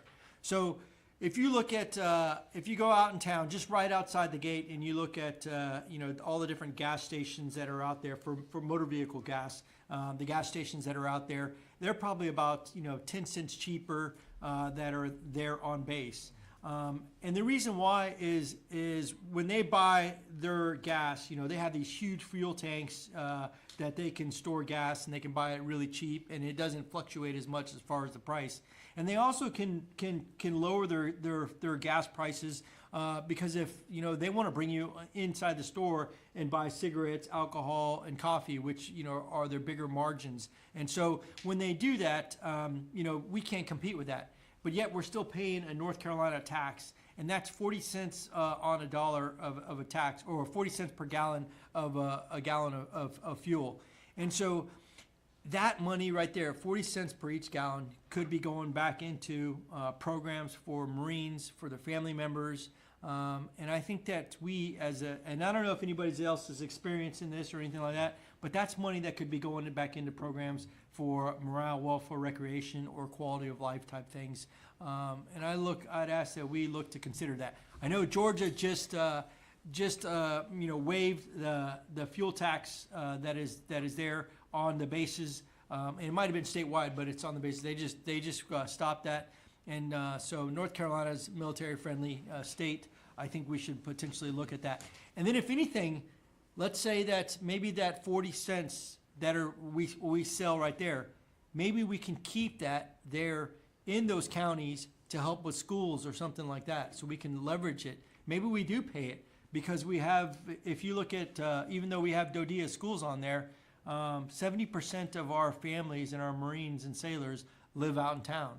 So they're there. So I think we can potentially find some creative ways on being able to keep some of that money in those counties if North Carolina doesn't want to offset with additional funds to bring up some of the funding to those school districts in there. Anybody have any comments on that? I think the same thing in the Air Force House. Our CDC, they just had a change in the overall pay for that. So Yeah. it can't be capped out more than 7%. We've lost $280,000 for that. The biggest one for us is we call it the Morale, Welfare, Recreation Fund, MRF. We have that location down in Blakesley, as you know. Yeah. That does extremely well for us. So if it wasn't for that, our overall cost, we'd be doing the exact same as you. We'd be laying folks off. The Air Force also did give out a good amount of money to offset that $15 an hour. Yeah. But that, we believe, is ending this year. That's right. Right. We believe the same thing. Right. So I think we're all in the same boat. Unfortunately,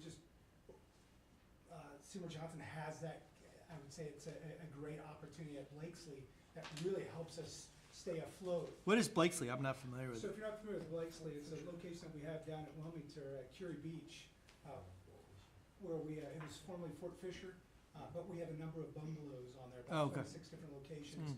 But each year, I mean, we were able to raise the prices for it last year, but you and your families can go in, we have 1-bedroom, 3-bedroom, and 4-bedroom locations.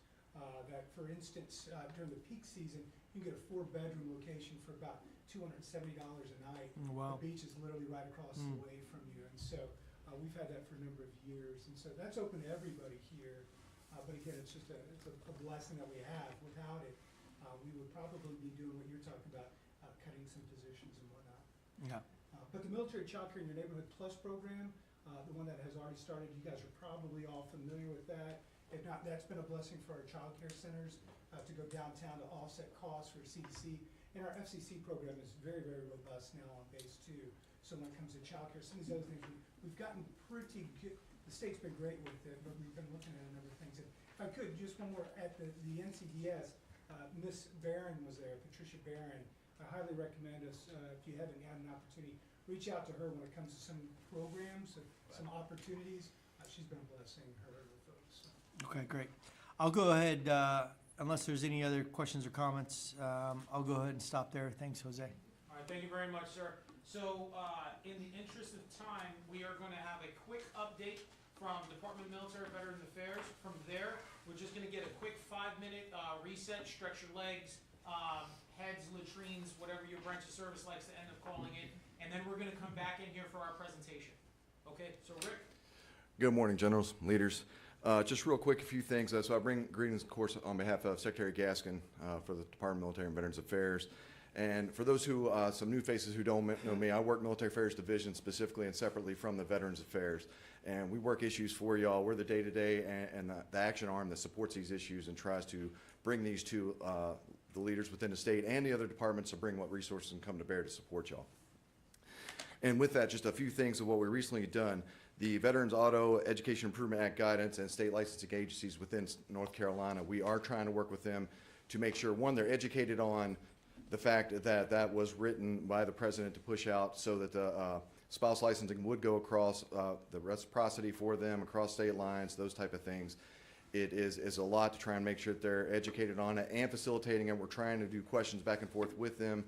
We were at the Installation Innovation Forum where they talked about this issue with other states that are a little bit further ahead of us in where they are and what they're working with and some of the concerns they see after the fact and trying to make this happen.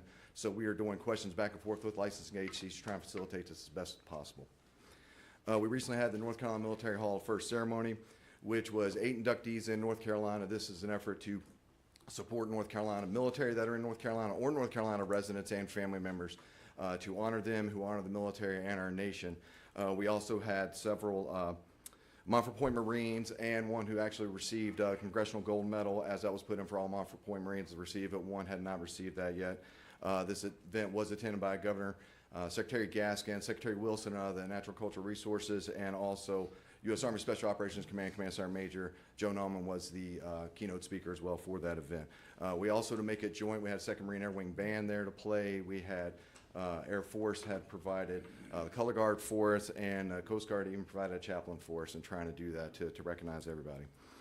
Also, the DSIP applications, North Carolina did not get any from any of the installations in the state. We have done a meeting with them, with OLCC, to find out what that was and how we can look at this better for next year. And Doug Taggart, my co-author, we both worked this, and he's putting stuff together to try and give some information. They gave us some good guidance on how to write packets better next time around, and we definitely want to be injected with everybody to try and support that, so for each y'all at different installations and communities. Additionally, Captain Frederick Brewer's service, we were asked by the family, so this is a Tuskegee Airman whose remains were found a little while back, will be laid to rest in the Charlotte area eventually. They have reached out and asked us to help support them with that, and that is a big effort that I know we're working with Seymour Johnson for a flyover, or the Air Force through Seymour Johnson for a flyover, and some other things that will happen in December as well. Lastly, 2 extra things.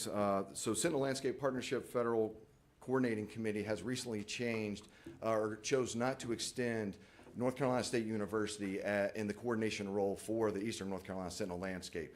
And as their time is up with that, we are waiting for a meeting with them to discuss the way ahead on this. In the interim, it is North Carolina Coastal Federation, Chris Bailey, who has been involved, so he's educated and knowledgeable on this. More to follow as we move forward with that, but we're trying to get more information from them on that in the way ahead. Additionally, the Child Care Stabilization Grant Funds from ARPA, which was the American Rescue Plan Act.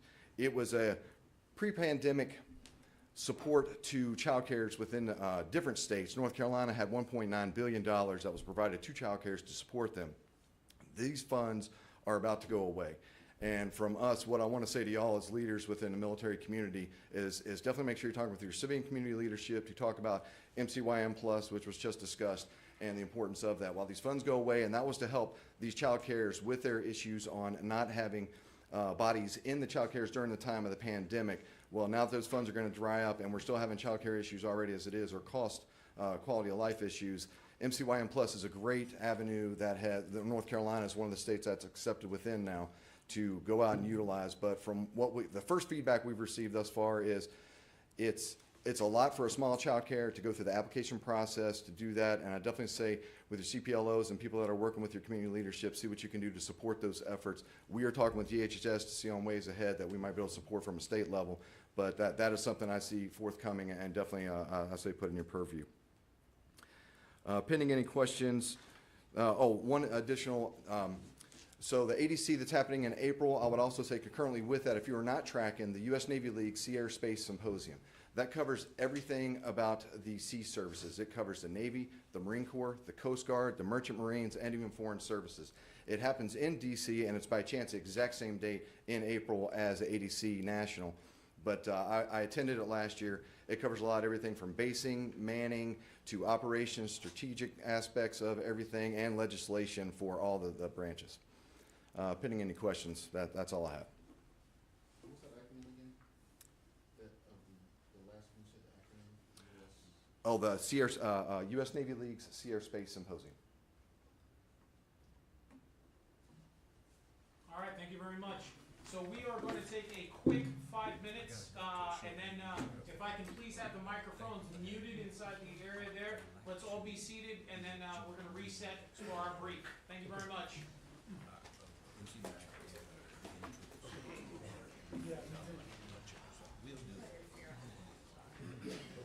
Here.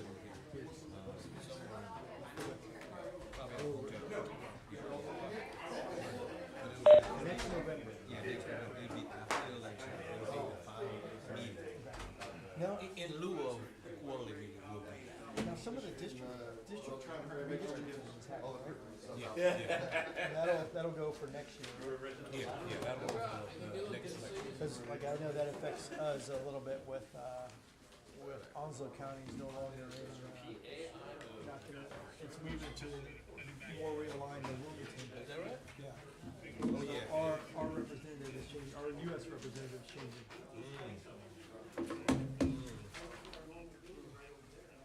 All right.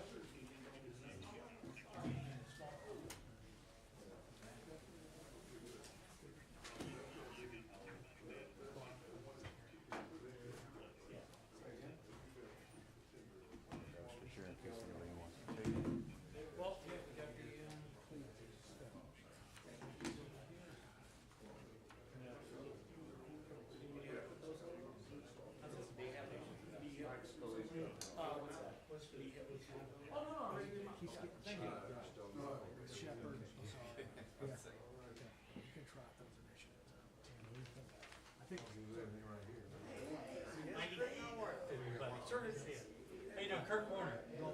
Nice to meet you. Good job. Yeah, we're all here early today, Mike. Nice to Just meet saying, you. how you doing? I'm actually the voting member for the MCMAC for the Camp Lejeune area. So at some point in time, I was going to get with Rick and say he's trying to get on your schedule. Yeah, please. David Hayden, good to meet you. And he's not in trouble. We got some subcommittee chairs in the NCMAC, that like schools, Yeah. you've got legislation, Oh, good. right here.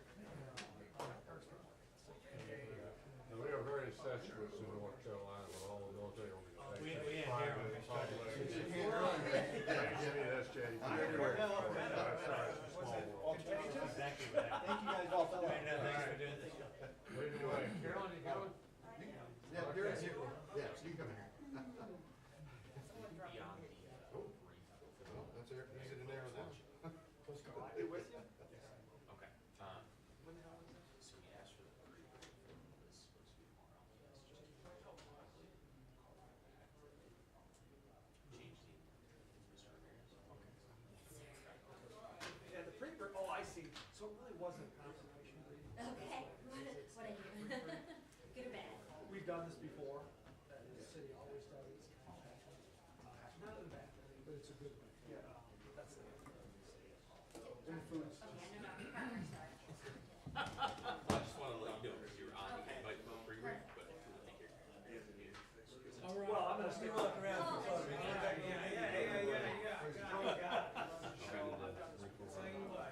Bring you into my circle. This is what I'm happens. gonna let you something about that. You know, I'm gonna let's see, look like an Oompa Loompa.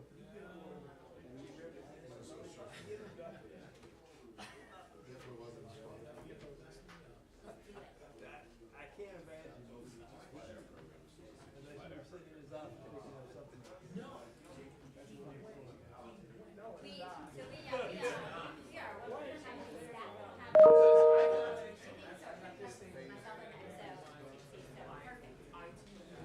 I mean, but you are a guy that wears a damn speedo. He wears a speedo.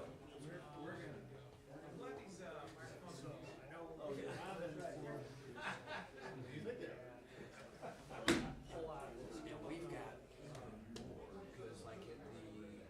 Yes, he said that he was going to do that convention, and then, so, as you can see,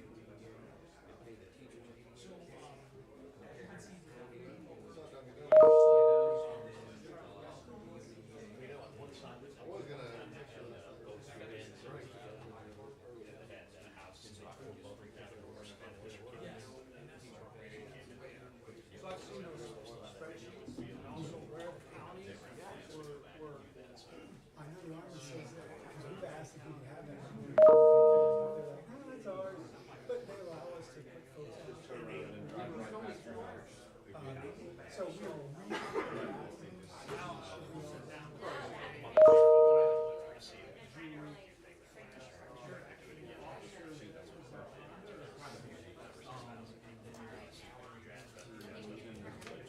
all right, ladies and gentlemen, if I could have everyone go back to their seats. Not just folks that use it for military.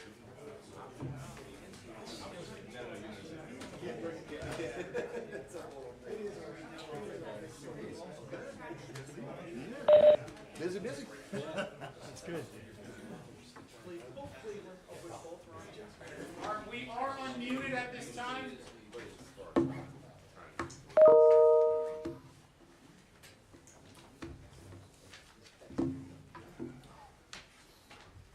Okay, this is just another sound check because I did mute the screen. Our attendees attending virtually, can you hear me? Yes, we can. All right, perfect. Thank you very much for doing that radio check. So I am currently sharing my screen right now, and our next presentation is going to be given by Jeffrey Fitton. So Jeffrey Fitton is the lead management program analysis for the United States Army Garrison Plans Analysis and Integration Office at Fort Liberty, and responsible for conducting installation-level strategic planning, analyzing program/service delivery performance data, and integrating the commander's priorities across functions in support of base operations. Jeff holds a Bachelor's of Science, Information Technology, and is in the process of completing his Master's Business Administration. So before he actually goes on with the presentation, Colonel Wilcox is going to give a quick introduction to our topic. I look forward to the discussion happening because, as we stated earlier, this will hopefully be one voice coming to the state on innovation processes which they could or could not help. And a lot of these comments earlier is from our actual installations. I already see some of the things that you may or may not come up with. So earlier, before this meeting actually happened, I sent out these three questions. If you look up on the, these three statements. Military installation commanders and city leaders discuss challenges of integrating standardized network smart technologies with the military network and systems. Industry subject matter expert, our SMEs, engage civic and military leaders to discuss advances in technology and share their perspectives on innovative ways to leverage smart technology, sensors, and data, and recommendations for future projects. So some of these areas that we covered when we speak about HVAC systems, a simple thing like harnessing sensors to make sure that we can end up getting the heads up on these areas before we actually have hands-on, gives us that heads up so that we can do the proper maintenance on these things. So these are just a few of the topics. But without further ado, Colonel Wilcox, the floor is yours. Yes, so thanks so much, Jose, and to the entire team for giving me the floor. So, again, I've been sitting through these now for 18 months, as I've been distinctly honored to be the commander of Fort Liberty, and these are great cathartic events where we get together with people who I think see the same problems we do every day and understand some of the complexities of running an installation that are not always understood by those that sit in the operational world or in other worlds outside of installation management. There are some commonalities, though, that brought about us trying to bring this to the table. The first is that I think we all have very similar issues with resourcing. We're not going to get more people, we're not going to get more time, and we're sure as heck aren't going to get more money. And we all have aging infrastructure that is outpacing our ability to keep up with it. And as much as we talk about innovation in events like this, the reality is that when we all go back to our installations, or at least it will be for us, most of us are just trying to keep the lights on in the morning. And so innovation sounds great. It's aspirational. It's something that we want to put a mark on the wall to do and work towards. But at least for Team Liberty, most of our time is spent trying to pick which hole in the dike we're going to plug today and hope that the one we pick is the right one. When we talked a little bit about how we resource installations just a minute ago, for the Army, and my sense is that it's similar for you all as well, we are put in a competition space for resources that is sort of three concentric circles. The first is the operational one. That's the obvious one that gets all the time and the bread, the money, and the attention. The second is the core installation infrastructure capabilities. That's the things that turn the lights on, keep the roads running, make sure that the buildings are livable. And the third is quality of life, and takes a very distant third in terms of time and money. In an environment that we're in right now, we discussed the amount of inflation and the impacts of that. We've talked about the need to increase pay, for instance, for our MWR teammates. That has taken out all of the flex space, if there ever was any, in our ability to actually look at innovation with MWR. Now we're just trying to make sure that we can keep the things in place that exist, and frankly ruthlessly prioritize those things that while popular, probably don't need to hang around anymore. So if it doesn't make money, we're probably not going to continue to do it, as an example. But the bottom line is, when you put those three things in competition, operational is going to win out every time, because our responsibilities to the nation are to protect it and to respond to its needs, so operations are going to take a front seat. There is limited advocacy on installation needs, and so oftentimes we have an operational commander who has to put a second hat on to be an advocate for our needs, or in some cases where there's robust advocacy, it's in sort of a niche capability. So we've got a lot of advocates who are concerned about elementary education, but only elementary education. It's the only thing they want to talk about. While that's appreciated, it limits our ability to do what we're doing today, which is to take all of our issues, pile them on the table, and present them to a group in a cogent way that allows the community of interest, the advocate groups, veterans groups, and those who can go appeal to the right authorities with the right authorities that in some cases we lack, that is what we're trying to build forward. So moving forward, we think innovation is become a hot button for a lot of things, but the installation management world is not one of them. And we want to see if we can't bring this team together in a way that's more effective. We want to see if we can't leverage the smarts in this room and put something in place that is specifically for us doesn't bleed into those other two bins, or at least if it does so in a way that reflects back on our specific needs. I'll pass off now to Jeffrey to talk a little bit about what we're proposing. So, good morning, ladies and gentlemen. Thank you for your time. Thank you for the opportunity to discuss with you the North Carolina Installation, Innovation, and Modernization Symposium that we're trying to put together for execution at the 16th through April NCMBC 2024 Summit in Wilmington, North Carolina. We have our NCMBC folks online for follow-on questions at the very end, if need be. And of course, we have Denny in the back as well. And I thank you for attending. So bottom line up front, what are we trying to get out of this? Okay? We need your support. We need your support in collectively developing problem statements for discussion in an open forum in a venue where we have federal, state, congressional staff, and our partners all there in one venue. Okay? The hope is to generate discussion about what's a common theme amongst the installations in North Carolina, or the problems on North Carolina installations across all services. This isn't about Fort Liberty. This isn't about Camp Lejeune or Seymour Johnson. This is about the state of North Carolina and our community and our partners that are outside our fence lines. Because what we do on our installations affects them. And we've heard that throughout everybody's discussions, or for all these discussions. So what I'm asking for is your support not only in the development of problem statements, but also in the participation of a discussion panel. We're looking to have 3 discussion panels, okay? And we can have anywhere from 3 to 4 of the members from the Commanders Council there, sitting on the panel with our industry staff or our industry personnel out in the audience, listening only. This is a pure government-to-government discussion, okay? So what that does is it sets the foundation for the industry partners to hear our problems, and we will leverage NCMDC and DefTech to solicit from them how would they solve the problem. And then we will then take those solutions and then pass those back out to you, the council, the service members.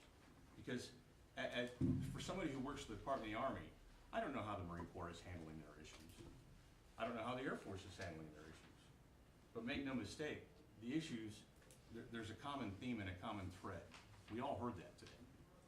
And there are common solutions out there that are readily available for all of us to take advantage of. So, the purpose of this particular brief, again, is to gain your support and to have some problem statements developed in preparation for I think it's the January or February timeframe Commanders Council, in which what we will do is we will rack and stack all of those issues. And as a council, as a collective, slap the table on the top 3. Now, does that mean anything that falls below the top 3 is not an issue? No, absolutely not. We will take those issues and we will pass them off to DefTech or NCMBC, and we'll say, please start soliciting or start looking toward our partners for potential solutions. And hopefully they'll come back with the one-pager or quad chart to say, hey, we have a potential solution for your problem. Come the 16th through 18th symposium in April in Wilmington, what we're going to do is we're going to have, again, a discussion panel, and those topics will be discussed. So without sitting up here and just talking everyone's ear off, I would just like to open it up for discussion about what are your thoughts? Do you have problems, statements already crafted? If you do, please send them to me, because my name's in the back of the deck. I'll tee up. I'm sorry, go ahead. No, go ahead, sir. So I'm going to tee up a couple ideas just for discussion. The first is this. So large language models, AI enabled, so think ChatGPT, capabilities would enable us to, if we fill all the information that you need for designing buildings, one of our big leading costs is trying to do project development. So is there a way to start using AI-enabled large language model development of 1391s that we then hand off to the Corps of Engineers to further develop? That would take anywhere between weeks to months of planning off the table, and provide them with a ready-made building capability that we then move into potentially for project development. Okay, there's another one. That's one we've thought about at Fort Liberty. Second one is this, and I don't know how many of you are looking at this capability right here, but the top left, you see an OS type of system. Anybody who has played with SimCity or something like that, you know, you've had this capability where you can look at the entire city and have perfect knowledge of what's going on at any given time, the status of the traffic, the status of the electricity, status of water. Why don't we have that now? There's no reason why any of that technology couldn't be put into enough of our buildings, places, and be able for management on our installations in a way that no other place in the civilian world can, because we have access to 100% of the buildings on our installations and 100% of the locations. The sensor systems are not that over cost in terms of the value that you could get. They're not that much more expensive in terms of what we potentially could get from them. So what I'm proposing would be a single pane of glass system that allows you to do a couple of things. Take all the massive data that you use to make regular decisions on resourcing specific needs on your installation for preventative maintenance, load that into your overall, your single pane of glass, and start making those, having the computer make those prioritizations for you in terms of preventative maintenance. Or even if you have acute issues, you could you could preempt in many cases those acute issues by identifying where your power spikes are, where your mold growth is largest, where your traffic accidents seem to be propagating the most. You get the idea.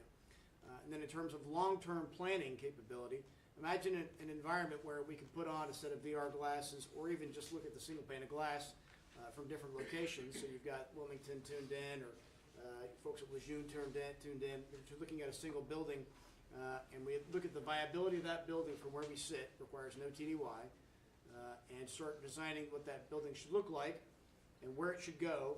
And using the information that we've got at our disposal, you understand the life of that building and the cost to the government for the 40 to 50 years that it potentially exists. Third one potentially would be for personnel management, recruiting, and doing a better job of trying to take our civilian employees, train them and recruit them, and imbue a sense of I guess probably leadership knowledge in them better than we do right now, and doing a large-scale training apparatus for our civilian employees. So we're actually training them across DoD and across capabilities, where we're taking our critical need, our critical capability, which is our people, and investing in them beyond simply just from a technical or tactical standpoint. We're turning them into thinkers, we're turning them into innovators, and we're building them from the GS level, lowest levels of GS up. Throw those three things out there as ideas. We're not trying to limit this, excuse me, not trying to limit this just to technological options, although those tend to be the ones that we go to the fastest and the easiest because we can talk about them in loftier terms. But these are things that are common to all. Another option would be like the HVAC discussion we had earlier, and how we take capabilities that exist in North Carolina and leverage those to our collective success.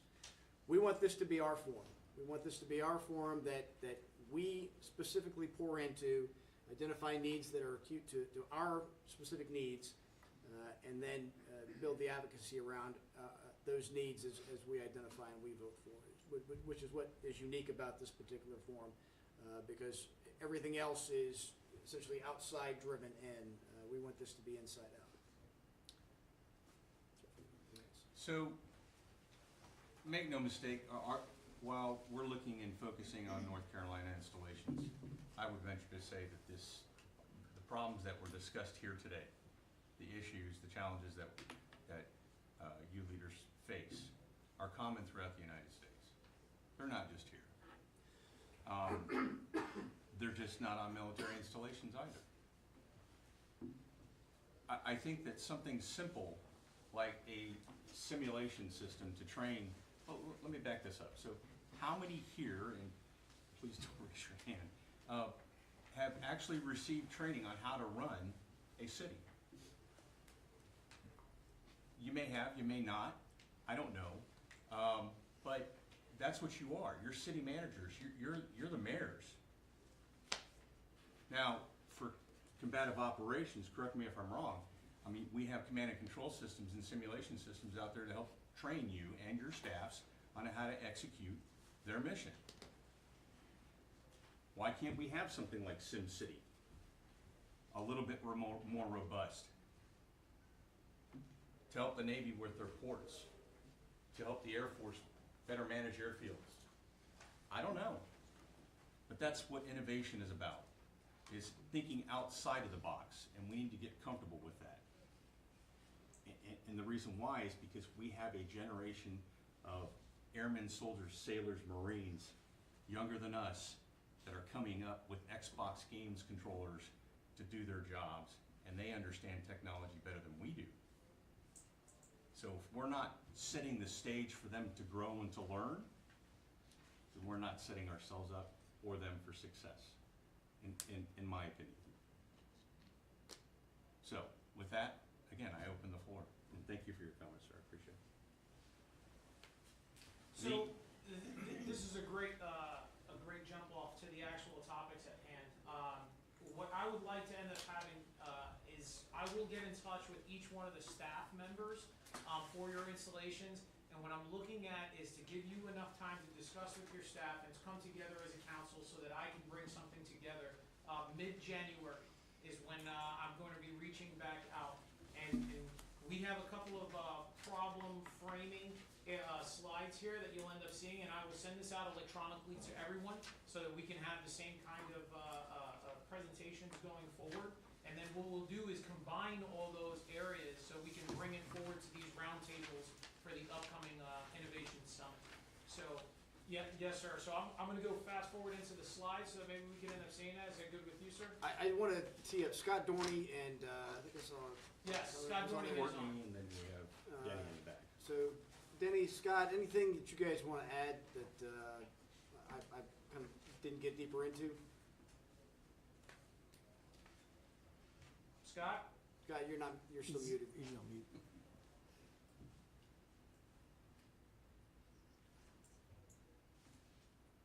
Either that or maybe our volume's not turned up. No, he's muted. Okay, how about now? Can y'all hear me okay? We've got you, sir. Okay, well, first of all, I really appreciate Colonel Garcia and all the commanders for the opportunity to be with you virtually. Wish I could be with you in person, but unfortunately I had a physical issue and I'm stuck working from home right now. So thanks for the opportunity to be part of your meeting. To the comments from Colonel Wilcox and Jeff, the one thing I would really want to stress is that the NCI2M Symposium is your event. It is a NCCC event or an Installation Commanders event. It is certainly not an NCMBC event. So if I were to make one recommended change to that last slide, I would change it from an NCMBC event to the NCI2M event overview. It's questions already come up in the chat. Why would this be conducted in Wilmington? And that's really part of the bigger question about what is the relationship between the North Carolina Military Business Center and the NCI2M Summit that you are developing. It is, again, strictly your event. However, in discussion with Colonel Wilcox and Jeff, I know that part of the process will be getting feedback from industry about the problems that you discuss at the NCI2M. And we have an opportunity, instead of creating another industry event to hear about those problems, to leverage an existing event that happens every year. And that is the Federal Construction, Infrastructure, and Environmental Summit that the NCMBC conducts in Wilmington in April of every year.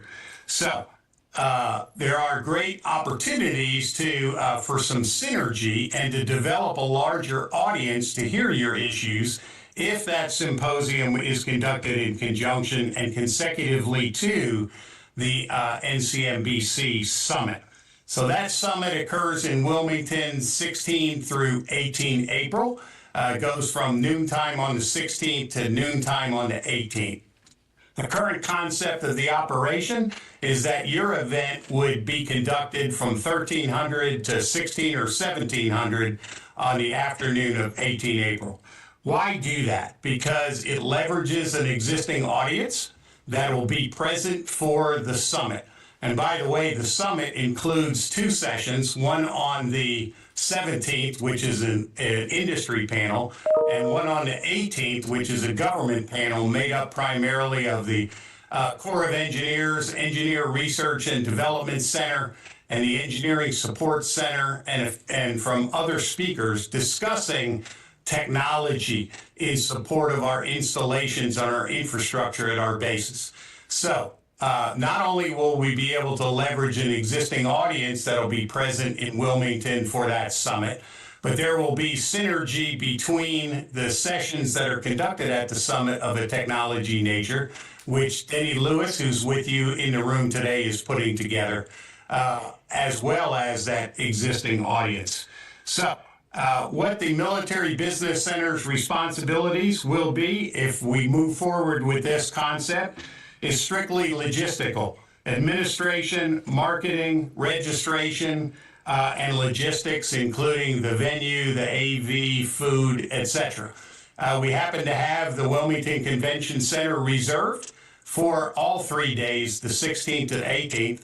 So not only do we have a somewhat of a ready-built audience, but we have a venue that's available to you at no cost. However, the NCCC or the commanders are the operational entity here. NCMBC is strictly an administrative and support relationship providing logistics. But I just want to stress that this is your event to make what you want it to be. And we certainly will do all that we can to help generate that industry and academia audience for your event. But it is certainly your event to make what you choose it to be. So certainly willing to answer any questions. The one thing I would add is that registration is currently open, not only for the summit, but for the NCI2M. There is an NCI2M webpage already up that explains the concept of the operation.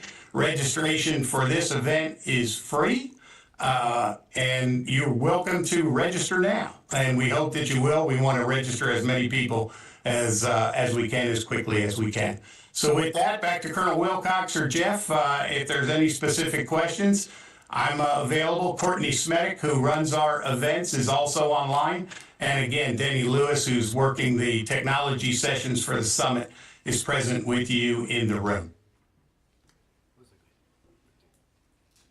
Next slide, sir.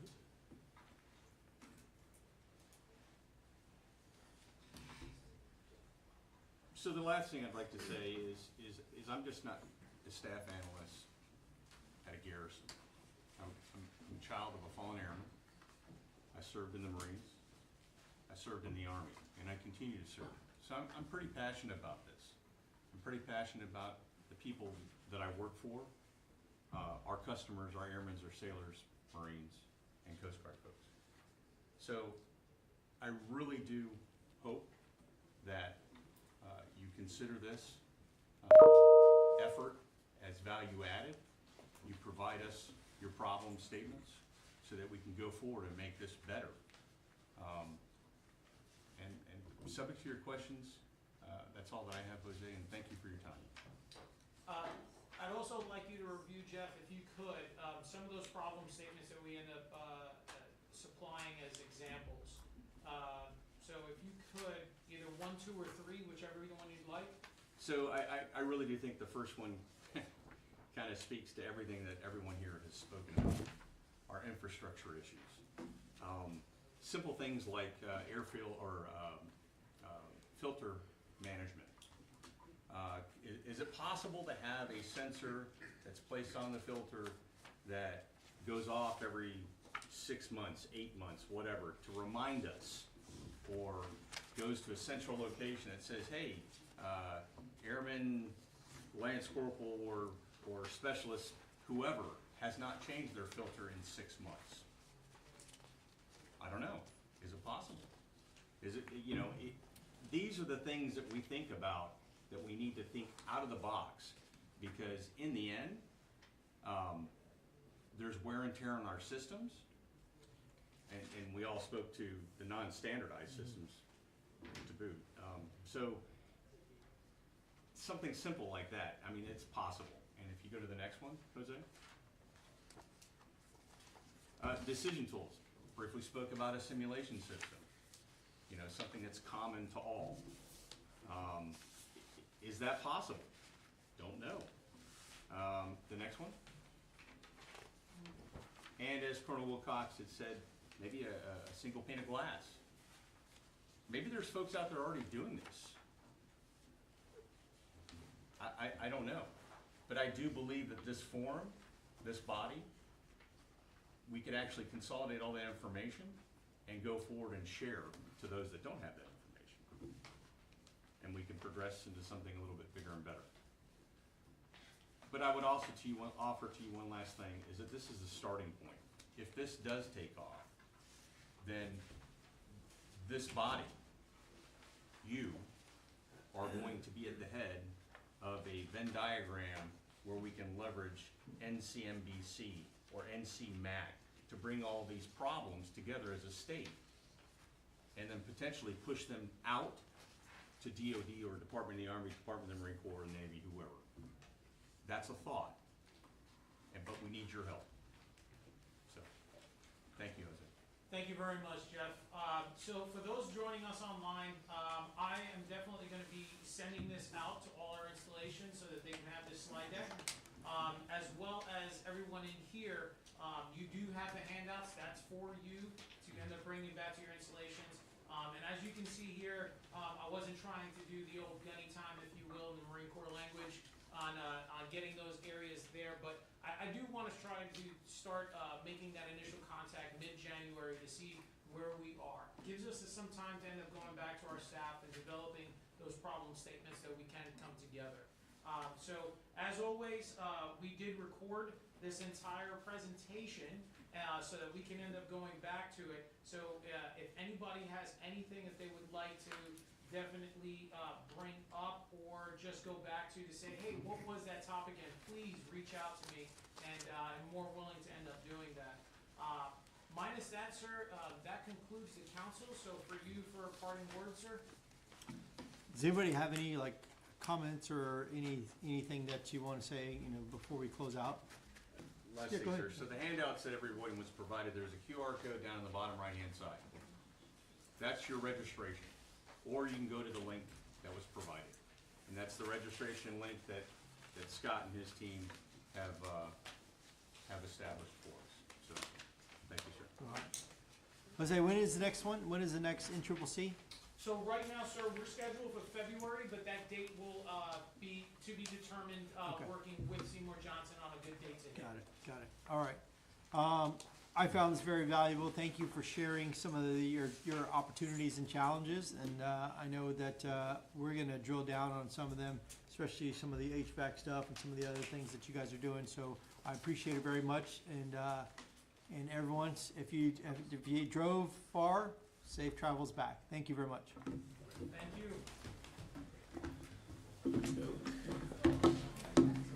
Thanks, Jose. We appreciate it.